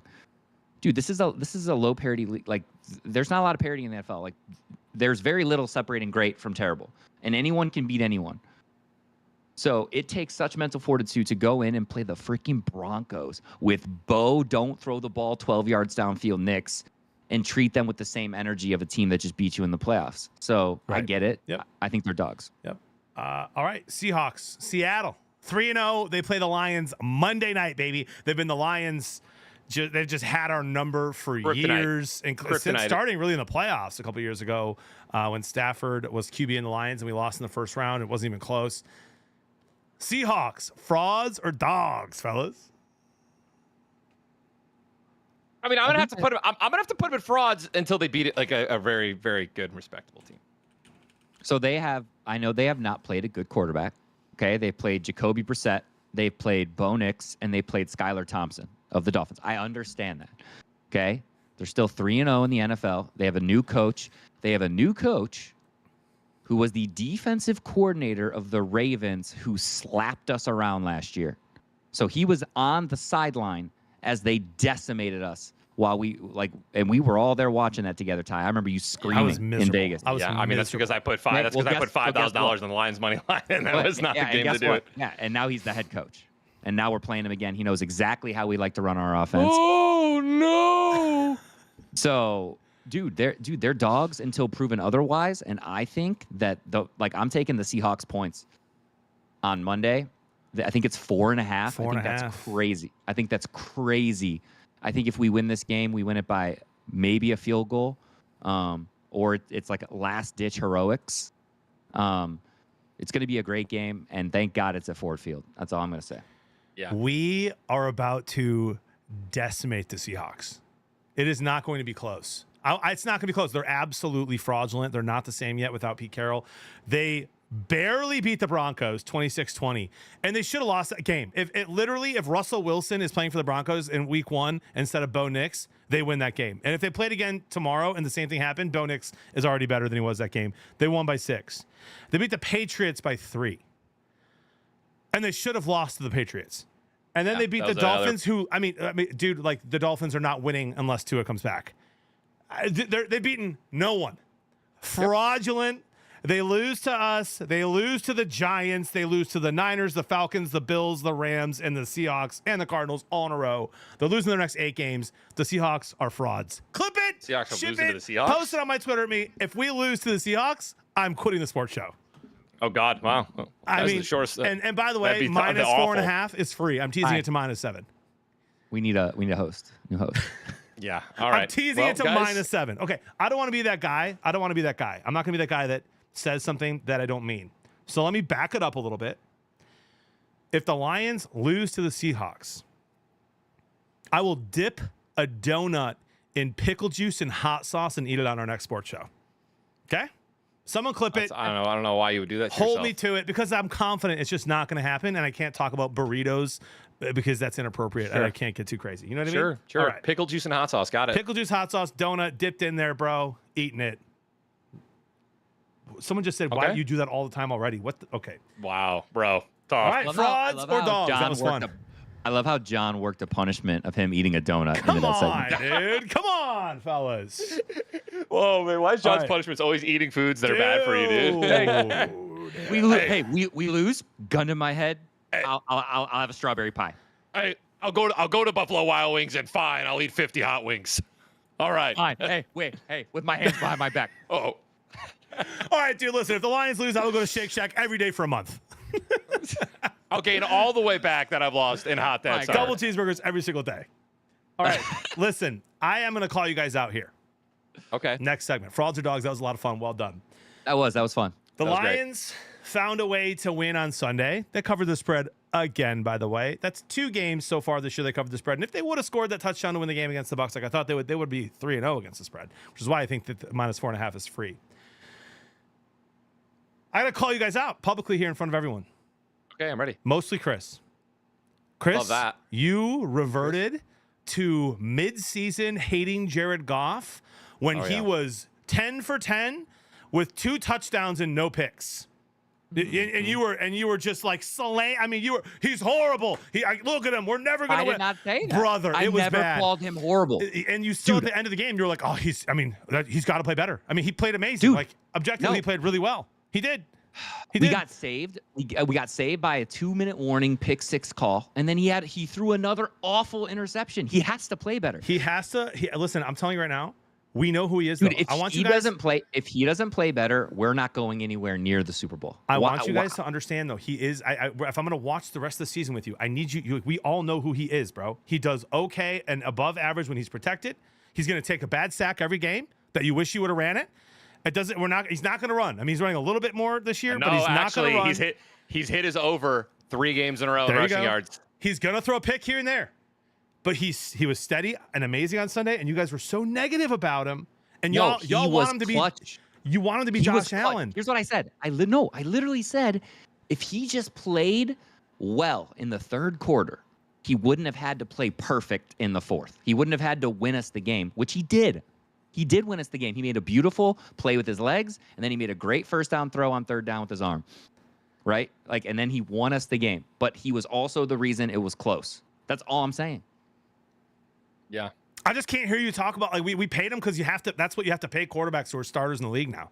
You know what I mean? Like, dude, you got to pay him. He's not gonna. He's not ever gonna earn the $200 million. He's gonna go be who he is. I want to see fourth quarter Jared Goff all 3 quarters. I do too. I would love to see it. I'm waiting for 350 yards, 4 touchdowns. Laporta has 1. J-Mo has 1. Amon-Ra has 1. And freaking Jahmyr Gibbs and Montgomery have. Is it too much to ask for Goff? Jaden Daniels hit McLaurin literally in his breadbasket on a run, on an off target throw. Okay, is it too much to ask for Goff well protected when he throws a 50-yard bomb to J-Mo to hit him in stride when J-Mo has 2 feet on the DB? That's all I'm asking, JB. I hear you. That's all I want. I will say this, That's all dude. I want. I will say this. I would really, really like Jeremy at Pride of Detroit. I don't know if he's still in here or not. I'd love for him to figure out what the hell's happening with the Lions in the third quarter. That was our biggest issue last year. We just disappeared every single third quarter, including against the Rams in the playoffs when we won that game, and of course against the Niners when we collapsed. Dude, we didn't win, John. We didn't score in the second half against the Cardinals. I know, but I don't blame it all on Goff. I really don't. Like, the play calling wasn't great. It's just weird. It just felt like every drive was just kind of weird. And then Dan Campbell punted on 4th and 1. Yeah, that was the dumbest thing I've ever seen in my entire life, bro. I don't care if we're 4th and 1 on our 1-yard line, which is impossible for that to happen, by the way, in case you guys are wondering. Run the ball. We have David Montgomery. This man is carrying 8 grown men on his back. I have never seen. That was wild. But, okay, listen, dude. I see so much Barry Sanders in this man. It is unbelievable. Maybe not as elusive and where he's completely just not even being touched. But he is just shredding and just stripping these freaking tackles and just carrying the ball. The amount of times against the Cardinals, I thought, I'm like, all right, well, 1 yard, 2 yards, 3 yards, 4 yards. Yeah. We got 5 yards. It's crazy, man. I'm just saying, when you think he's down, I don't know. I don't know why I compared him to Barry Sanders. I just get that vibe. You think it's there's just no way we're going to get any yards. He's explosive, and right now he's playing like a top 5 running back. And it's hard if you're not watching him, if you're not a Lions fan, you're not watching him, it's hard to believe that. He's playing like a top 5 running back right now. And so is Gibbs. I love him. It's amazing. I will say this because John mentioned Ben Johnson as well. I don't think that our pre-snap motion is as effective as other teams' pre-snap motion. So the Lions are still a top 5 team in using pre-snap motion, but I don't think that we're using it in ways that give us a significant advantage. Okay. Interesting take, dude. Like there are other teams that use it to set up wheel routes. There are other teams that use it to get their guys going before a route. We tend to use it just for misdirection, especially on run plays, where the guy who's in motion doesn't really end up doing anything because he's going the opposite side of where the ball goes. So I just wish Ben Johnson would get a little bit more creative with that. That being said, that hook and ladder was nasty. Hook and ladder was super nasty. Love stuff like that. Guys, what's going on with the Niners? Oh, they're crumbling, bro. Brock Purdy is ranked in top 5 in almost every single important quarterback category, so it's not him. Jawan Jennings just broke the fantasy football points record for the whole season. He had 48. Did he actually? Yeah, he had 48 fantasy points on Sunday. Oh my gosh. I've been meaning to go back and watch both of those games, by the way. So yesterday, when I said I watched the Vikings game, it was at 4 o'clock. So here's that story. So Tyler, the 49ers were up 10 in the fourth quarter. And then halfway through the fourth quarter, I think. And then Stafford just did them dirty, brother. I remember I was giving us updates when we were sitting next to Dad. I was like, And this is, but like, listen, this is without some top defenders. This is without Debo Samuel. This is without Christian McCaffrey. So like, I understand some of the hesitation here. I'm not worried about the 49ers. I don't know. Hear me out, dude. I want to say something, and I want to make a very, very, like, I don't think anyone's made this comparison yet. Last year, do you guys remember last year when Debo was out? There was also another star. There was also another star out, another dog out. I don't remember who it was, but it might have even been McCaffrey for like a game or two. But it was Debo out. McCaffrey missed a game or two last year for yes, sure. It was Debo and McCaffrey were out, right? And everyone was like, "Oh my God, they're losing, or they are not looking well at all because of McCaffrey." And I remember there were a couple people that were like, "No, it was Debo. It was Debo." Yeah, CMC, it was CMC Trent Williams. Missed a game. Trent CMC Williams, thank hadn't you. missed a game since 2021. Trent Williams. They were missing Trent Williams, and everyone was like Trent Williams. The reason they're losing. Sorry, obviously, like the point is I remember seeing a story about people just being like, "Dude, you guys do not know how much Debo Samuel does for this offense. Like just his presence, right?" And I think we're seeing it again firsthand here, dude. Like Debo out, obviously, yes, CMC's out, but like look what like Jordan Mason did week 1. So like we know that he has that dog in him. Kittle didn't play either, and like Kittle does a lot of that too. I was thinking. By the way, I was John, thinking. I love Kittle, man. Dude, I was thinking about that Vikings game last year, and that because I thought that's when CMC was out. No, that's when Justin Jefferson was out, and they still won. And Debo, I believe, was out as well. Right. No, I don't think CMC has been injured since 2021. Okay. Point is, dude, I don't know. I have to go back and watch. I was trying to say, Chris, before you said your thing. I was like, I went back and I watched the Vikings versus the Texans game. I watched that start to finish because I could, go back and watch that on YouTube TV. It's awesome. I'm gonna do the same thing for these 49ers games. I want to watch the collapse of the Rams game, and I want to know how they lost to the Vikings too, because there's something going on, right? I'm with you guys. I think they'll be fine, but man, they're getting decimated by injuries. I mean, a lot of teams are struggling with injuries, of course, at this point of the season already. But when you lose Hargrave, it's going to be interesting. I think they're going to be just fine, though. Yeah, they're well coached. All right, listen, we have 2 more fun subjects here before we hop into week 4 and look at the rest of the games to finish out the show. Give some fantasy advice, our favorite spreads, and our Thursday same game parlay. Can we please win one, fellas? I'm sorry, dude. I can honestly say that Stevenson would have hit his line if he didn't get hurt. And honestly, like, I'm ready. Yeah. Sorry. All right. So 2 questions here. What NFL player are you most disappointed in so far this season? That you had high expectations for, you thought they were going to be good, you thought they're going to be do okay, and they're just like, oh my gosh, I'm disappointed. Ty, you want to start on this one? Dude, that's funny you say that, CB. I was going to say, yeah, you know what? I will. No, you know what? I won't. I wanted to say CJ Stroud. You know what, dude? No. I'll be a hater right now, but it's because I want him to be so good. I'll take this one, dude. I'll say Jared Goff right now, dude. In the sense of I want him to be this, like, I don't know why. I want him to be perfect. He's my quarterback. I want him to be perfect. I want him to throw no interceptions. I want him to have 550 billion touchdowns, 300 yards. Well, he had that streak where he didn't. He's amazing. Listen to me. He's amazing. Long. I love Jared Goff. I think that he's playing great this year. I think he'd be playing 1,000 times better, and I want him to be my fucking Superman. Sorry for swearing. Sorry for cussing. And that's why that's why I'm disappointed in him. I don't think he's awful.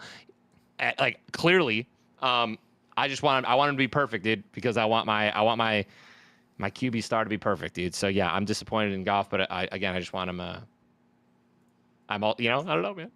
Chris, take care. I mean, you said I had to have high expectations, so that kind of you flustered me a little bit. Because I didn't know that was part of the criteria. Well, yeah, like you can't be disappointed if you thought they were going to be bad. Well, right. That's why I was going to say Caleb Williams, by the way. Well, how about this? I thought this team was going to be in the playoffs, and now I don't. Okay. So does that count? Yeah. Okay. So I'm the most disappointed in Deshaun Watson, guys. Guys, I have more data. And it has nothing to do with his massages. No. Let's hear it, bro. Deshaun Watson is the worst quarterback in the NFL. Hit me, Holy Daddy. crap. Full stop. Okay. He is terrible. he is ruining the Browns' chance where they have this beautifully built defensive. They have decent talent on offense. You got Amari Cooper. You got And Jared Joku's going to be Jeudy. coming out soon. Yeah, and Joku's your tight end. Maybe you got a good O-line. Okay, you ready for this? I wrote this one down when I was taking my notes today. Since 2006, no player has thrown it at or beyond the sticks less than 30% of the times on 3rd and 4th down. Okay? Meaning they're like 70% of the time they're throwing it at the sticks or past the sticks. Except Deshaun Watson. Deshaun Watson is throwing the ball on 3rd and 4th down to the sticks or past them 26% of the time only, the lowest ever. The only person even close in our year, if you go to 2023, 2022, because remember, it went all the way down to 2006, is Tommy DeVito last year. And he threw it at or past the sticks 36.4% of the time, which is still 10% more than Watson. Dude is not even giving his team a chance on 3rd down. He is awful. He's one of the least accurate. We brought that up last year. Dude, he is burying this franchise just like they buried the franchise by signing him to that record deal. Hot take. Absolutely love it. All Deshaun Watson slander is accepted here. My answer is Trevor Lawrence, dude. Trevor Lawrence. It's a great answer. I'm going to go ahead and say that Trevor Lawrence is not a starter in this league. And I was wrong about him. I thought that I thought he looked pretty good at times last year before some of the injuries happened. I thought they were going to come out and compete. The Jags are as desperate as you can be. A playoff aspirational team trying to win the division on primetime TV, playing a Bills team that, by the way, I think it's the best team in the league right now, doing it with Shakir and Coleman and James Cook, and they couldn't do anything. It was unbelievably embarrassing. They can't get the run game going.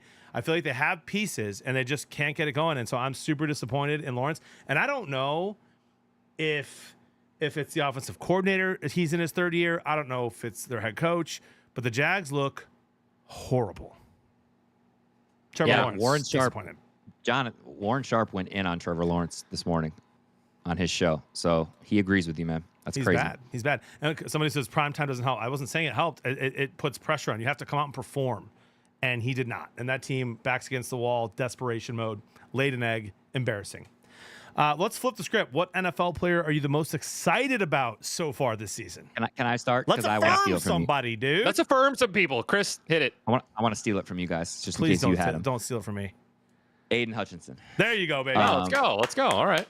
Guys, I am so proud of Aiden Hutchinson. First off, I can't believe he fell to 2. What team would have taken someone over Aiden Hutchinson, John? The Jaguars. What franchise would do something like that? Dude, the Jaguars could have done it. He is already second to win Defensive Player of the Year right there with TJ Watt. He is annihilating offensive lines. Dude, I felt like he didn't get his flowers last year, and you have all these people who don't understand the game of football sitting here saying pressures don't matter. Dude, pressures are so important. You don't always have to get home.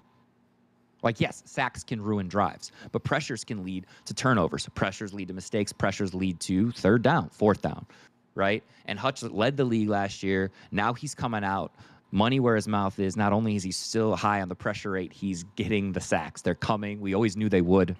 I'm just so happy for him and proud of him. Love that. Ty? Don't steal mine. Don't steal mine. I'm going to get some. Oh. Go ahead. You go. No, you go ahead, dude. No, you go ahead, dude. I'll be ready. I'm not going to steal yours. There's no way I'll steal yours. All right. Justin Fields. Dang it, dude. Oh, it's okay. Give him his flowers. Give him his flowers, dude. Listen, dude, as somebody who, listen, have I held back? I feel like I've held back teams and been held back throughout my competitive career, my entire life, through I've been competing for 10 years, professionally, probably more. I know what it feels like to see someone exceed where somewhere else, dude, right? When they just weren't, doing it. They weren't doing it. And that's what Justin Fields, man. Listen, dude, we were talking shit last year. Of course, everyone was. Everyone's been talking shit about Justin Fields since he got on the Bears. Okay, is it his fault? Is he the answer? Is he the guy? He leaves and he's 3-0 right now, and he's playing exceptionally well. Dude, he's getting the ball out quick. He looks good. That was one of his worst traits with the Bears. He would hold it for like more than 4 seconds. He's getting the job done. And he's got a defense that so he doesn't have to go out there and put up 30 points to win. I love it. Justin Fields, man, congratulations. I had the Steelers winning 3 games? Not even. I think I had them winning 2. I'm not even joking. Dude, I had them at 5. They're already at 3. They're at 3, and they look great. I understand that they're not playing the most exceptional teams right now, but wow, I think they're on what a course right now. Good for them. I think I have them winning this week as well. So, Justin Fields, man, keep killing it. I was going to say Justin Fields. I'll switch it to a different one. I was going to say Fields. What he did in Chicago, the crap he took, he held his head high the entire time. He took his lumps, never blamed anyone. And now Caleb Williams is out there looking so far worse than Fields has. And he's 3-0. It's unbelievable. So well done, Ty. I agree with you there. I'll go with give me someone I've kind of been a little bit tough on over the last year and a half, dude. Give me Brock Purdy. Brock Purdy enduring some crazy injuries on the team, defense not stepping up in moments that it needs to, and he is still balling out. I do think that he's probably top 12, maybe top 10 in the league, and Brock Purdy he's real. And I thought he was a fraud last year. I always said, prove it, prove it, prove it. He kept winning, did okay in the Super Bowl too, and I'm like, look at his team. He's stacked. I think Brock Purdy is a good quarterback. Ready? Redraft. Right? Redraft. Ready? Yeah. For your franchise, who you taking? Trevor Lawrence, Brock Purdy. Brock Purdy. 100%. Right? Okay, that's all I needed to hear. Not close. Hey, went out number Not 1 close. overall pick. I know, and by the way, JB, I know he did well last year, but he has such my eyes wouldn't let me see it, dude. Like he has such a great team, so many unbelievable weapons. Like you put Daniel Jones on the Niners, I still think Daniel Jones looks like a top 10 QB, but Brock Purdy's doing it right now in the face of adversity, and I'm proud of him. All right, guys, let's move on to week 4. Let's look ahead here, dude. Let's do it. I hate. By the way, I just want to start by saying this about week 4. I hate when they do this. This weekend was perfect. The NFL, dude, there are so many amazing games at noon, and then the 3 o'clock slate is just trash.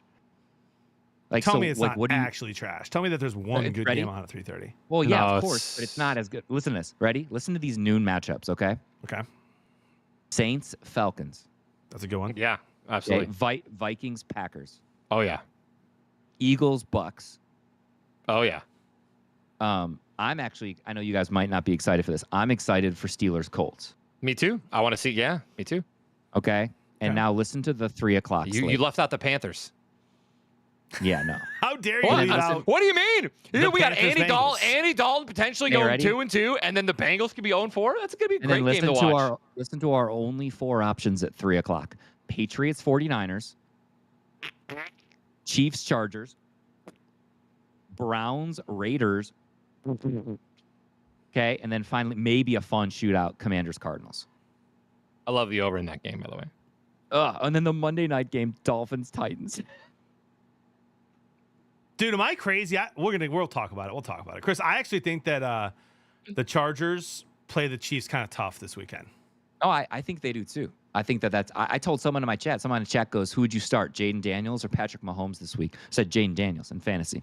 Yeah. Oh yeah, I'm with you. Well, Mahomes also hasn't been looking great in fantasy at all, has he? Really, hasn't been. No. There's a big article on that too. He's way behind. Yeah, remember when I drafted him first round last year? All right, John, we're new men now. Sorry. You're good, dude. Let's start with the Cowboys at the Giants. The spread is Cowboys -6. Over/under set at 45. In MetLife, right? In MetLife, yep. This Thursday night. What do you guys think? Who you like? Listen to me. There is no world. Don't do it. There is no world where the Giants win this game. Okay. Yes, sir. There is no world. I think that Dallas 5.5 points is juicy. It's so juicy to me. I love that. I love that spread. I think it's all Dallas all the way. But yeah, maybe give the Giants a couple points, maybe like 14, put up 14, a little 2 touchdowns right now if the Dallas doesn't do anything to fix their defense. But I mean, their offense, I think they're gonna crush the Giants. I think it's a 5 to 8 point game. I think that Singletary rushes for more than the entire Dallas offense. So like Singletary by himself gets more than Dowdle, Elliott, Yeah. a random Brandon Cooks reverse. So I think that's how the Giants try to play it, right? Like some shots to Malik Neighbors while trying to keep Dallas's offense off the field. But I still think that Dallas is just too much, and I think that they win this game by like 5 to 8 points. This is a game where it wouldn't shock me if the Giants kept it close till the end and have a chance to win, but I'm not betting on it. Give me the Cowboys -6 all day long, and I think they win that game. Also, the over 45 for come on, the Cowboys are going to score at least 30. You think the Right. Giants can score twice? Yeah. I think so. All right, guys. Rams, Bears. Rams are Okay. plus 2.5. Yeah, I'm looking at this, And that's John. plus money, by the way. I mentioned this, and I dude, the Rams just came back and beat the Niners. The Niners offense is phenomenal. Let's be real. Even gutted, it's still phenomenal. Purdy's still a dog. And it wasn't even Ayuk. I mean, Ayuk did fine, but it wasn't even him that burned him.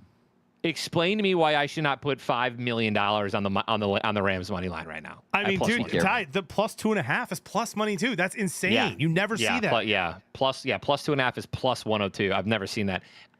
It's wild. I love the Rams here.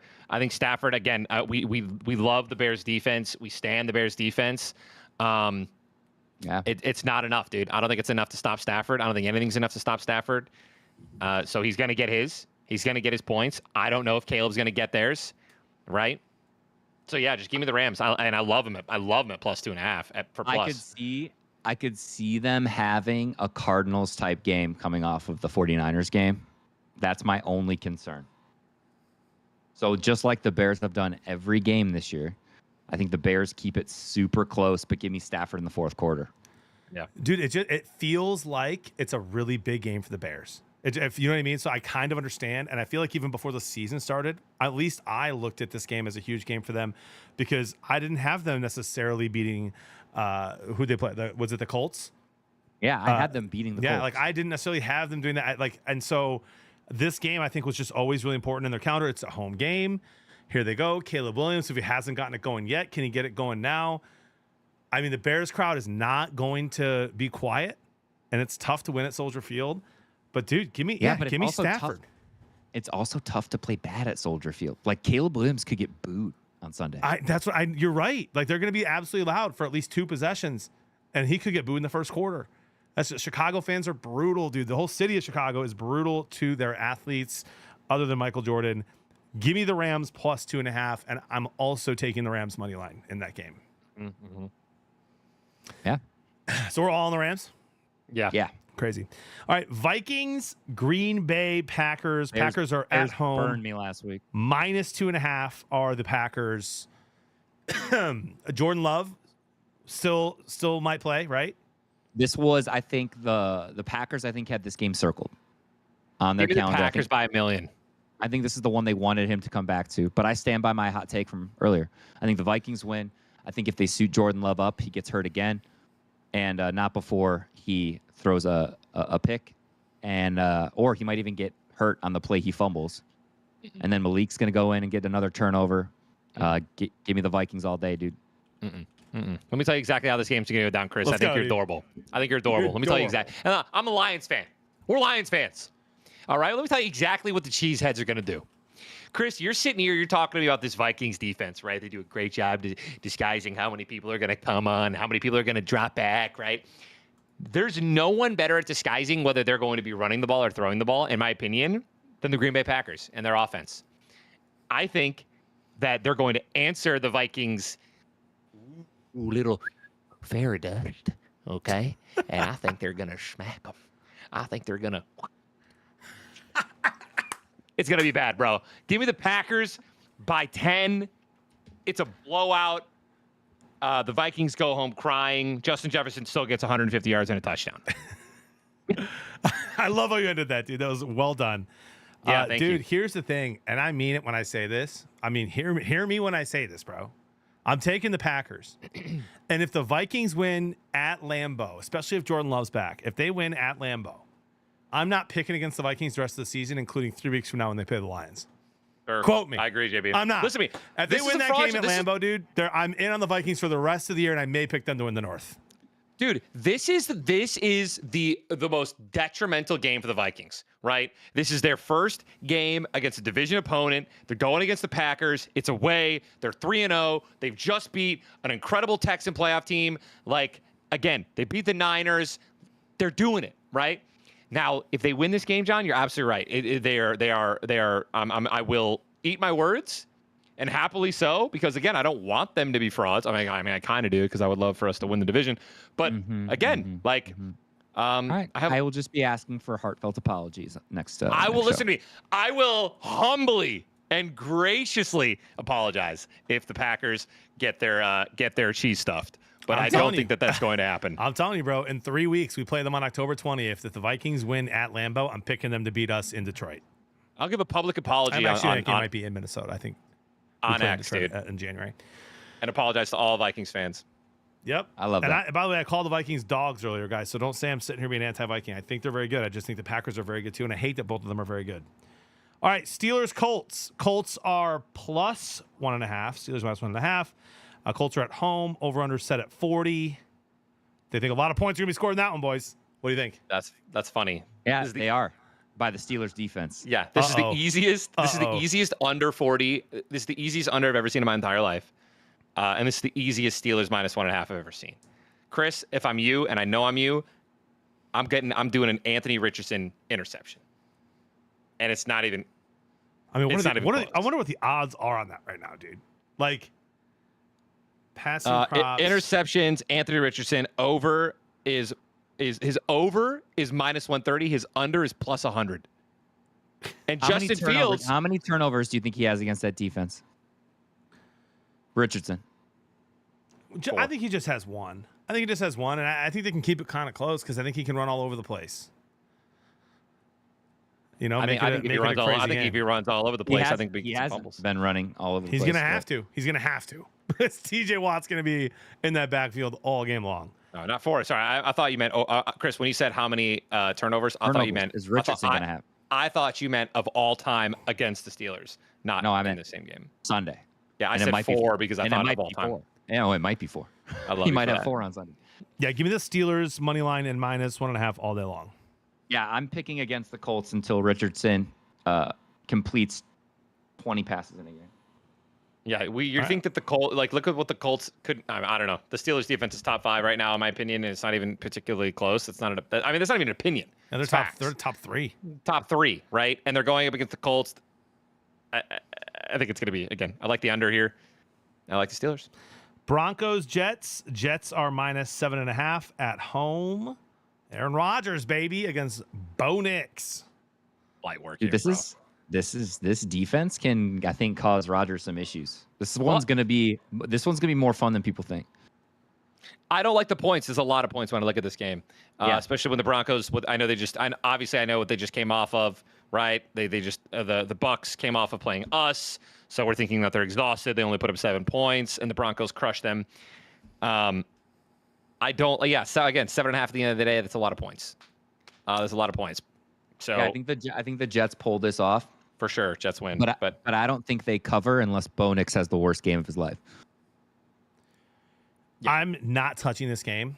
I'm not going to bet it this week. But if I did, I'd go. Yeah. Why would you? Right. By the way, also, I'd go Jets minus 7.5, and I'm very confident they win the game. But I'm not. Yeah. I'm not betting minus 7.5. I like the Jets to win. I just think I think people are underestimating the Broncos defense. I think they can cause trouble. Like I think Wilson's going to be in trouble. He's going to be on Certain Island this week. So I just think it's going to be a tougher game than people think, even though I think the Jets win. Okay. Let's go Bengals, Panthers. Bengals are minus 4.5. Haven't won a game yet. Panthers, Andy Dalton revenge game against his former team.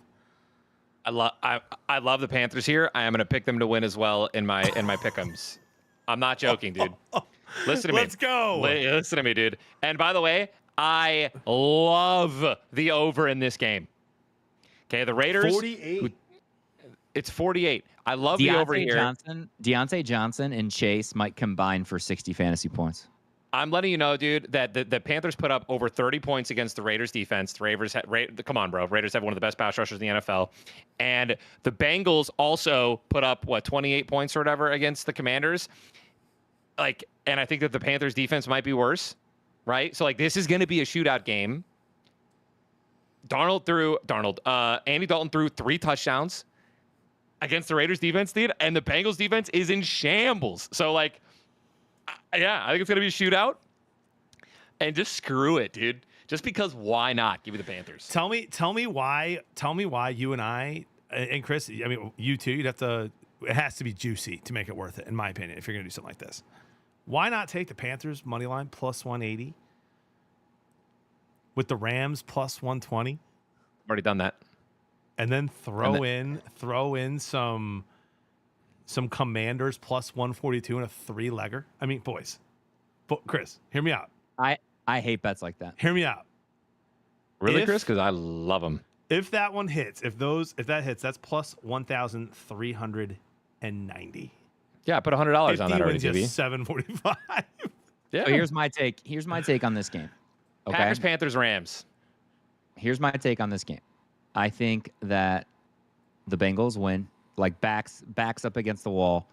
This is a Carolina team that you have to beat. Sure. And I think we can confidently say that the Bengals season is over if they lose this one. Yeah, so I'm going to say that the Bengals win. And that Andy Dalton, the Panthers are just not enough. Just look what Andy Dalton did, by the way, with no one. Right? He doesn't have no one. I mean, Thielen's out, but Deontay Johnson was always good. I understand. Listen, Chris, I'm saying, come on now. I'm talking, you know what I mean? I'm talking about a top tight end. I'm talking about weapons everywhere, right? He put up he looked like a monster. My buddy goes, because you guys were 8-9 last week. Listen, Nunya, the reason we're 8-9, the reason that we're off to a slow start in our picks this year is because we're picking too many favorites.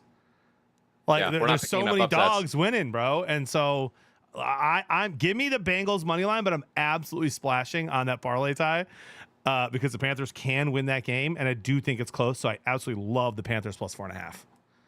Yep. Chris, gun to your head, which spread do you take? Bengals minus 4.5? Yeah, I think I like the Bengals to cover on this one, but I would never bet it. Yeah. Thank you, Chris, for being their voice of reason. Because I'm going to slam the Panthers plus 4.5. I love it. Okay. All right, guys. Eagles, Bucks at Tampa. Eagles are 2.5-point favorites on the road. Over under set at 45.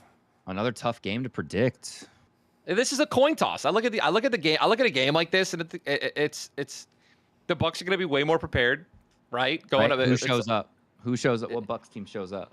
And what Eagles team shows up? By the way, the Eagles haven't looked great. The Eagles had one good game, right? And they haven't looked great since.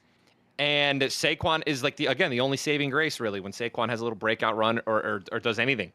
Do we know if Smith is out with that concussion that he got? Oh, they won't update that yet, right? I like the under on this game, dude. I'm just gonna go against the upset. I got the under on this game. Yeah, I'm gonna go Bucks, bro. I'm gonna go Bucks at give me just just to be safe, by the way, at home plus 2.5, only minus 110. It's not bad. Okay, so here's the thing. Although, the Bucs by the secondary, way, that hit was dirty on Devontae Smith, by the way. The Bucs secondary is banged up. If him and Lane Johnson come back from concussion protocol and A.J. Brown comes back, I like the Eagles. But if they don't, I like the Bucs. So I'm going to wait. I'm going to withhold my pick. All right. I'm taking the Eagles no matter what and the under. And it's not because I don't think the Bucs are decent. It's just I just think that the Eagles match well against them. I think this is the week Bucky Irving takes over officially for Rachaad White, by the way. Holy cow. You heard it here. So I think Bucky Irving becomes like the guy in Tampa. Saints, Falcons. Falcons at home, -1.5 over under at 42. I think Kirk Cousins looks good now, man. I think our worries about him and his leg, I think they can be put to rest a little bit. He seems to be moving a little bit better, throwing much better. Still a lot to prove, in my opinion, but I think this is a Saints bounce back game. I think they find their offense again. I think they come in and I think they cacaw, dude.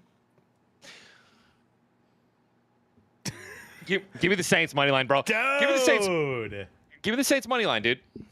I think that this one's tough for the Saints because Saquon just carved them up, and now they got to go up against Bijan. And the Falcons have some really fun run schemes. They're a little bit more creative with their run than the Eagles, and the Eagles are creative.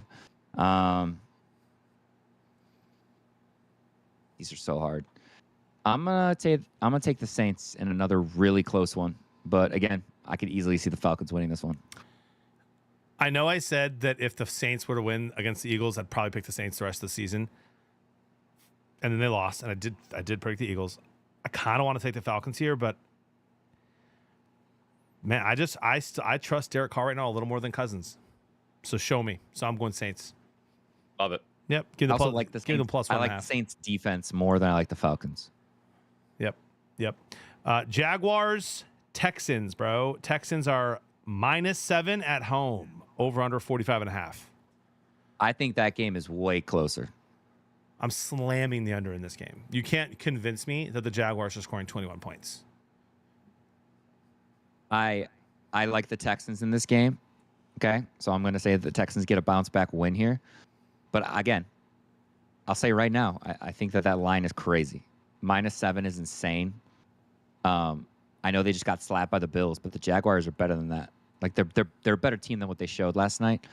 So give me the Texans, but by like 3, by like a field goal. I'm with you. If I'm betting on the spread, I'm definitely taking Jags +7. But I do think the Texans win. In a close one. Ty? I love you guys, bro. I love you guys. I'm sorry. I think the Jags are dog shit. I think they're awful, bro. Like, I you know what it is, dude? I think I'm gonna stop. I'm gonna start calling a spade a spade. I'm gonna start calling a spade, man. I really am. Prove to me, right, that the 7 points is good for you, right? Prove to me that 7 is way too much. 7 points? No way. I think 7 points is not enough. I think the Texans offense shoves it down the Jaguars' throats, just like the Bills did. Give me the Texans -7. Dude, I love the confidence there, Ty. Wow. Patriots, You got to be confident. I'm over it. Patriots, Niners. Niners are home -10 over under. Hey, why lower. are we covering this game? What? Don't you only pick the fun games? No, we're doing all of them today. That's why we're going fast. Oh. Yeah, you can tell that we're going faster Can than we we were skip last this week. one? 49ers. I like the Patriots +10. Well, who do you think is going to win? Niners. I think 10 is way too many points. Hey, watch the Patriots win. The Patriots have no. Hey guys, this is a fact. The Patriots in many categories have a top 5 defense. Their defense is balling out. I think they keep it close, +10, but I take the Niners to win, and I hammer the under. You know what? Actually, really like 10. I'm being disrespectful to the Patriots. Their I'm defense is playing well, Yeah. Yeah. and Yeah. the Niners are injured. Ty, thoughts? Give me the under. And give me the Niners money line at -520. Slam it. I'm just kidding. That's awful odds. Don't touch it. Don't even throw it in a parlay. It's not worth it. But yeah, I just like the under. I don't really care who wins, man. Obviously, the Niners are going to win this game. 10 points is a lot. So Patriots +10 and the under looks good to me. Let me affirm Ty here. My boy Mike in the chat says, I don't know what it is, but Ninja is tapped into something this sports show. For the last 3 weeks, once this whole thing has really become kind of official, Tyler has been dialed in. He's prepping. I'm locked in. He's locked in. Can I show you guys something? He's ready to rock and roll. GG. Can I show you guys? Let's go. Can I show you guys something? What do you got? Is it a hat that says locked in, locked on? Is that a suit jacket? It was a suit. I had a suit jacket that I brought downstairs. Look at him, dude. And this shit Hold on. means This is a lot something to me, tighter than you would man. think. Wow. Hey, if we're gonna start getting fancy, Look at all you, right. dude. I got some wanted to do, like- nice ones too. Look, business up top, right? Business up top. I love it. But my Gucci sweats on. Oh my Oh goodness, my bro. By the way, they never took out the tag, so I still have the tag. Incredible. Oh, the security tag? Yeah, I don't know how they let us Ty's out out with here it, bro. stealing Gucci clothes, dude. That's crazy. I'm down bad, guys. Commanders, Cardinals. Cardinals at home minus 3.5. Over under 50.5. This is one of the hardest games of the week to predict. You know what you don't have to predict, Chris, though? That isn't hard? The over. Correct. By the way, I already took that. Yeah, I absolutely love it here. Kyler and Jaden, they're just going to both ball out. It's going to be amazing. I love it. I love it. As for money line, I personally will probably not be touching these bets. I'm going to give the edge. Okay. And the guys, this is just a player edge, having just watched this guy play a game for 60 minutes. Give me Budda Baker over anything that Washington does on defense to make a play to like change the course of the game. So I like the Cardinals in a very close one. I like the Commanders. I think whoever has the ball last wins. Give me the Commanders. Let me just. I have to back up my take that the Lions hangover is real. Give me the Commanders and absolutely hammer them plus 3.5 and the over. I like all of that. Cardinals are just gonna be hard. And by the way, I love Kyler Murray. I love him. I think he's playing like a top 10 QB, and I think the Cardinals can win a lot of games this year. I just think they lose this one. Chiefs Chargers. Is Justin Herbert out? I think so. So the Harbaugh had a rule on Sunday that if he limped at all, he wasn't going back in the game.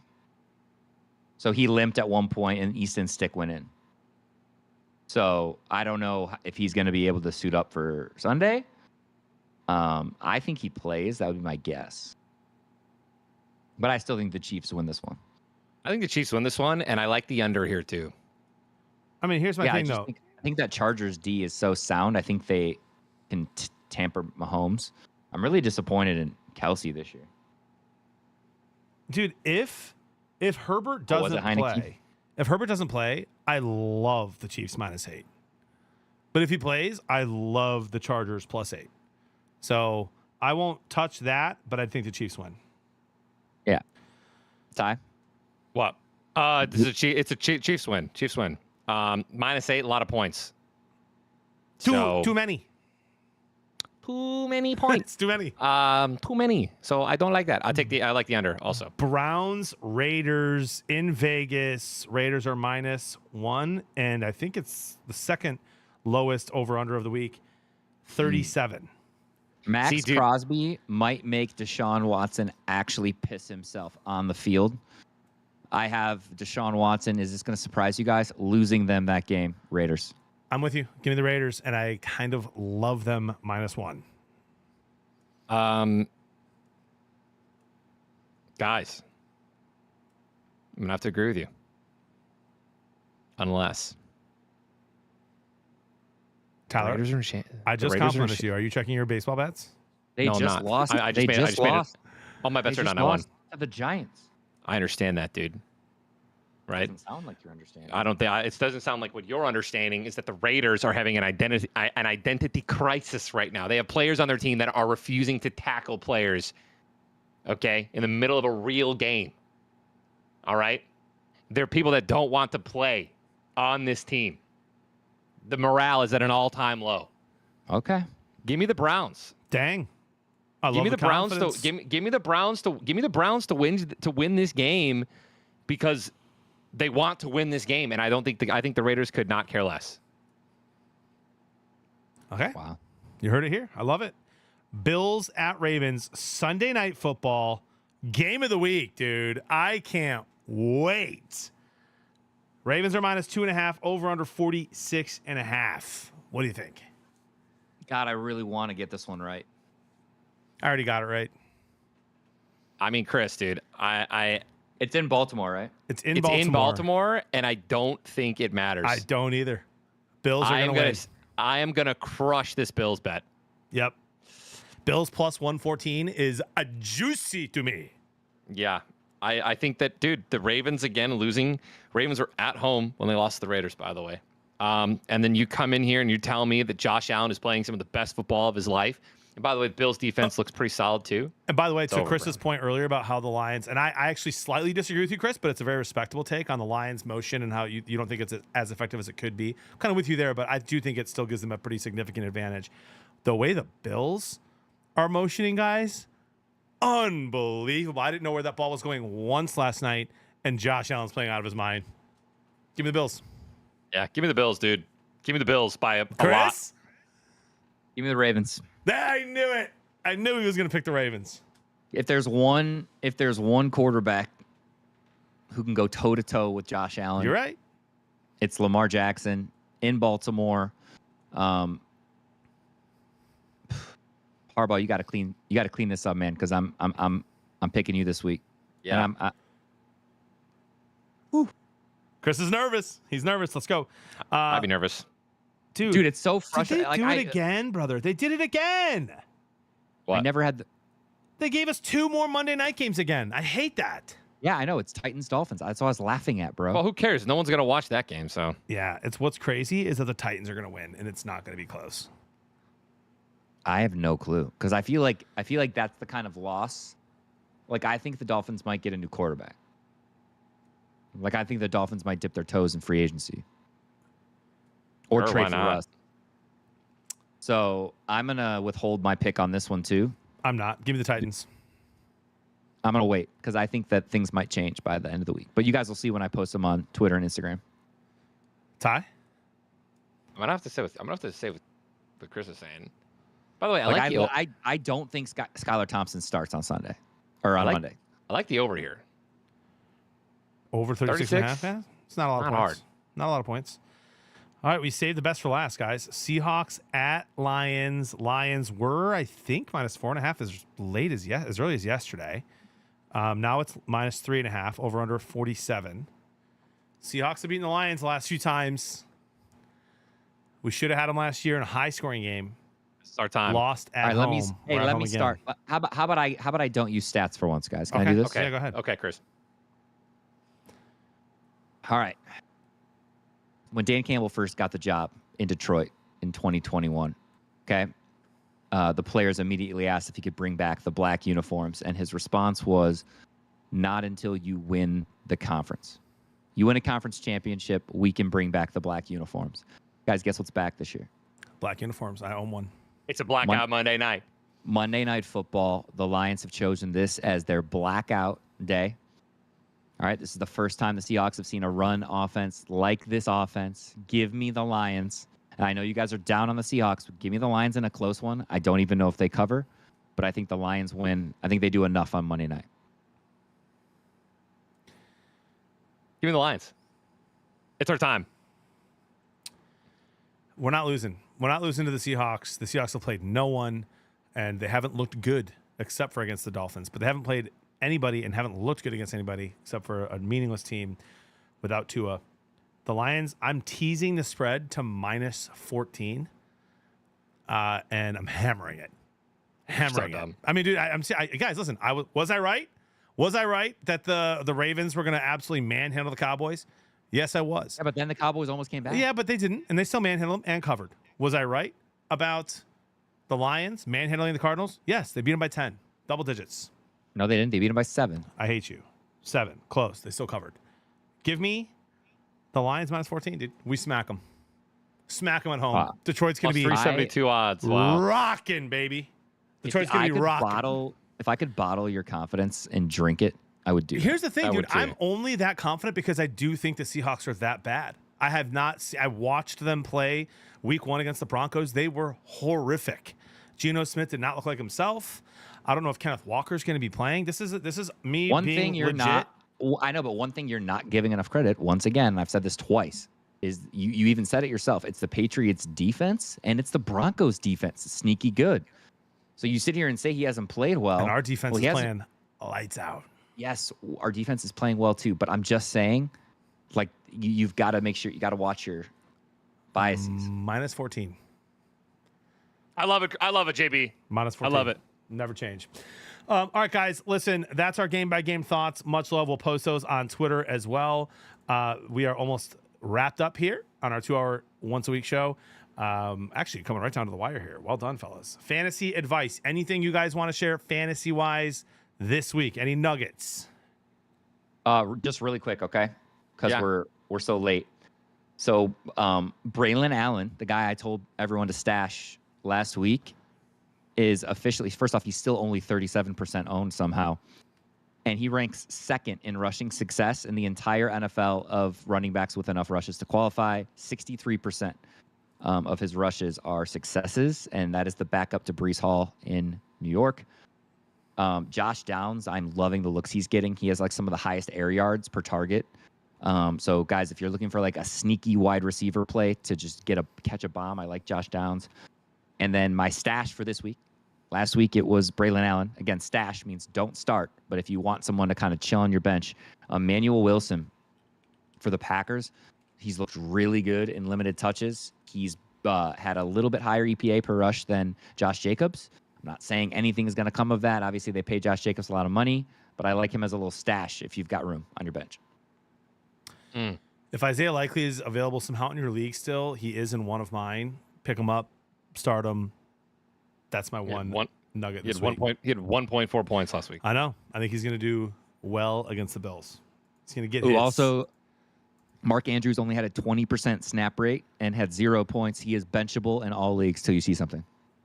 Yikes. Hubbard got 114 yards and a reception touchdown. Scored 28 points against the Raiders. I think that with the Red Rocket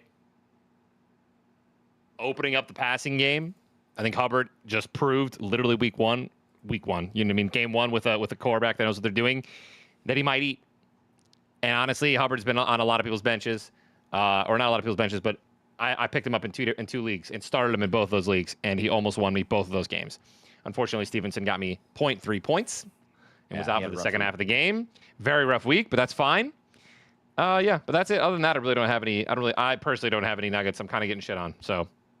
Oh, also, Juwan Jennings, he's going to be a super hot pickup, right? Because he scored 48 fantasy points, as he should. But remember, Debo's coming back. So, like, if you're someone who's in one of those leagues where you have to spend money for, like, fab, if you have to spend money to pick up players off waivers, just be super careful with your budget on Juwan Jennings. Just got a gifted message from Zircon, highlighted by Bits. He said, "You beat my Hawks mad at you. by 14, and I'll give you 100 gifted. Lose, He's mad at you. He was mad at you. And you give Chris 1,000 bits. Deal? Ooh. How much is 1,000 bits? Is that $10? $10. I'm in. That's a steal for me. That's a steal. It's a great deal. I'm in. Shake. You're a legend. Shake on it. Making sure it doesn't say 10,000 bits. Okay, it doesn't. Gosh, he knows me so well. Perfect. All right, guys, listen. We have two last things, and this is what a lot of people are asking about. A lot of people are waiting for because it's time to win. I have been winning 3 weeks in a row. 3 weeks in a row, I'm getting Taco boys. Bell with those 3 bits. weeks in a row. I have been hot in college football. I have been horrible in Sunday noon games, average in the 3 o'clock games, and making all my coin back in the Sunday night or Monday night games. Unbelievable stuff. We need to finally get hot for some of the noon games or just the regular Sunday. Here we go. Each of us is going to pick a spread, your favorite spread, and then we'll do our Thursday same game parlay. Okay. What's your favorite spread? Who wants to go first, dude? Tease or no tease? No teasing. I want a little bit of juice. Yeah. I get it. I respect it. I like A it. little bit of juice is good. No, it's funny. It's funny because I did actually like some this week, which doesn't always happen. God, I love that Herbert one. You like the juice? You like the juice? I mean, I'll start. Give me the Cowboys -6. Okay, Done. got it. That's a good one, Ty. That's a good one. Yep. Give me the Rams +2.5. Love Yes. Yes. Great. That's great. It's juicy. And dude, Don't ruin this for us, give me Sean. the Steelers -1.5, boys. Yes. Give me the All right, is this the Steelers one? -1.5. That gets you to I plus 629. I locked it in. I'm going to send you guys some. I'm throwing 33 on it to win 240. Nice, bro. All right. I'm a teacher. I Juice threw is good. $3 on it. juice is good. Chris, what I did was I put $100 on Jamison Williams to get 11 or 90 yards to win $1,100, and so I'm set for the year on gambling. Good for you. Oh, All right. that make sense? Next Thursday night game. Let's do it. Thursday night game, Cowboys Giants. Let's do a same game parlay. Each of us We all picks pick one one leg and we cheer. Sure. all right. You guys ready for this? I was wrong last week, so I'm going to double down. CD Lamb over 80 and a half passing or receiving yards. Did you say it Lock. did not hit last time? Yeah, I had him over 100. I took him like I what's it called? I laddered him last week. Okay, so he missed so CeeDee Lamb over 80 Yep. receiving 80 and a yards. half. Okay. Give me Hi. Dak. Give me Dak Prescott over 261 passing yards. Love that. Well, then I'm gonna. Well, if you're gonna do that, Ty, over how much? Over 275? 261. It's not gonna let me do that, so I can do 250. You just take his over. John. Just take His his over. is You scroll 61 down. and a half. Scroll down. Go to pass yards. Scroll all the way down or up. I guess Oh, on your see it. phone. I see it. Yep. No, I don't. Yep, I see it. Okay. And say it one more time. You said over what? Just over is whatever is over is. It should be 261 and a 261. half. Cool. Yep. And then since you guys both did like receiving and QB, it'll just make it easier to cheer for. And I'm pretty confident in it. Give me Jake Ferguson over 40 yards receiving. Oh, so just 40. Yep, 40 or more is at minus 125. Yeah, minus 125. So that All gets us to plus 340. I'm throwing 20 to win 88. I put $3 because that's what I put on everything.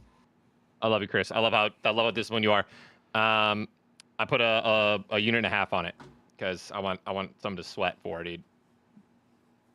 There we go. You feel me? That was it. All right, Real boys. quick, last thing. Go Tigers. How about Michigan? 30-something passing yards. They beat USC. We're back, baby. Big. We're big, back. big. And by the way, just I know every week I like to end the show with just my favorite college bet of the week. Alabama is beating Georgia. They're beating Georgia. Georgia looked like dog water against Kentucky. Bama has looked unbelievable. Give me Bama. They're plus money line right now, and they beat Georgia. That's my favorite play. Wow. Favorite You college. heard it here Wow, that's- first. Yeah, it's from the guy who told us to take Appalachian State minus Appalachian 7, State was a and they lost was by a- 50. I was and in they lost by dog water. I was in 50. dog water, brother. But I hammered Michigan money line, and they won. Fellas, Blevins Bros Sports Show. Check out our Twitter and Instagram. I believe TikTok is up too, but we'll create profile for it. But it's there, Blev Bros Sports Show, Twitter, Instagram. Until next time. By the way, we're gonna do. Here's a surprise. Can't tell you what it is yet, guys, but we have one more stream at some point this week, and it will Pretty be excited and about it it. will be a sponsored stream. That's all I can tell you right now. So we'll let you know about it as soon as we have the official date and time. It's gonna be a ton of fun. We'll see you then. Have a good night. Take care of each other. Be nice.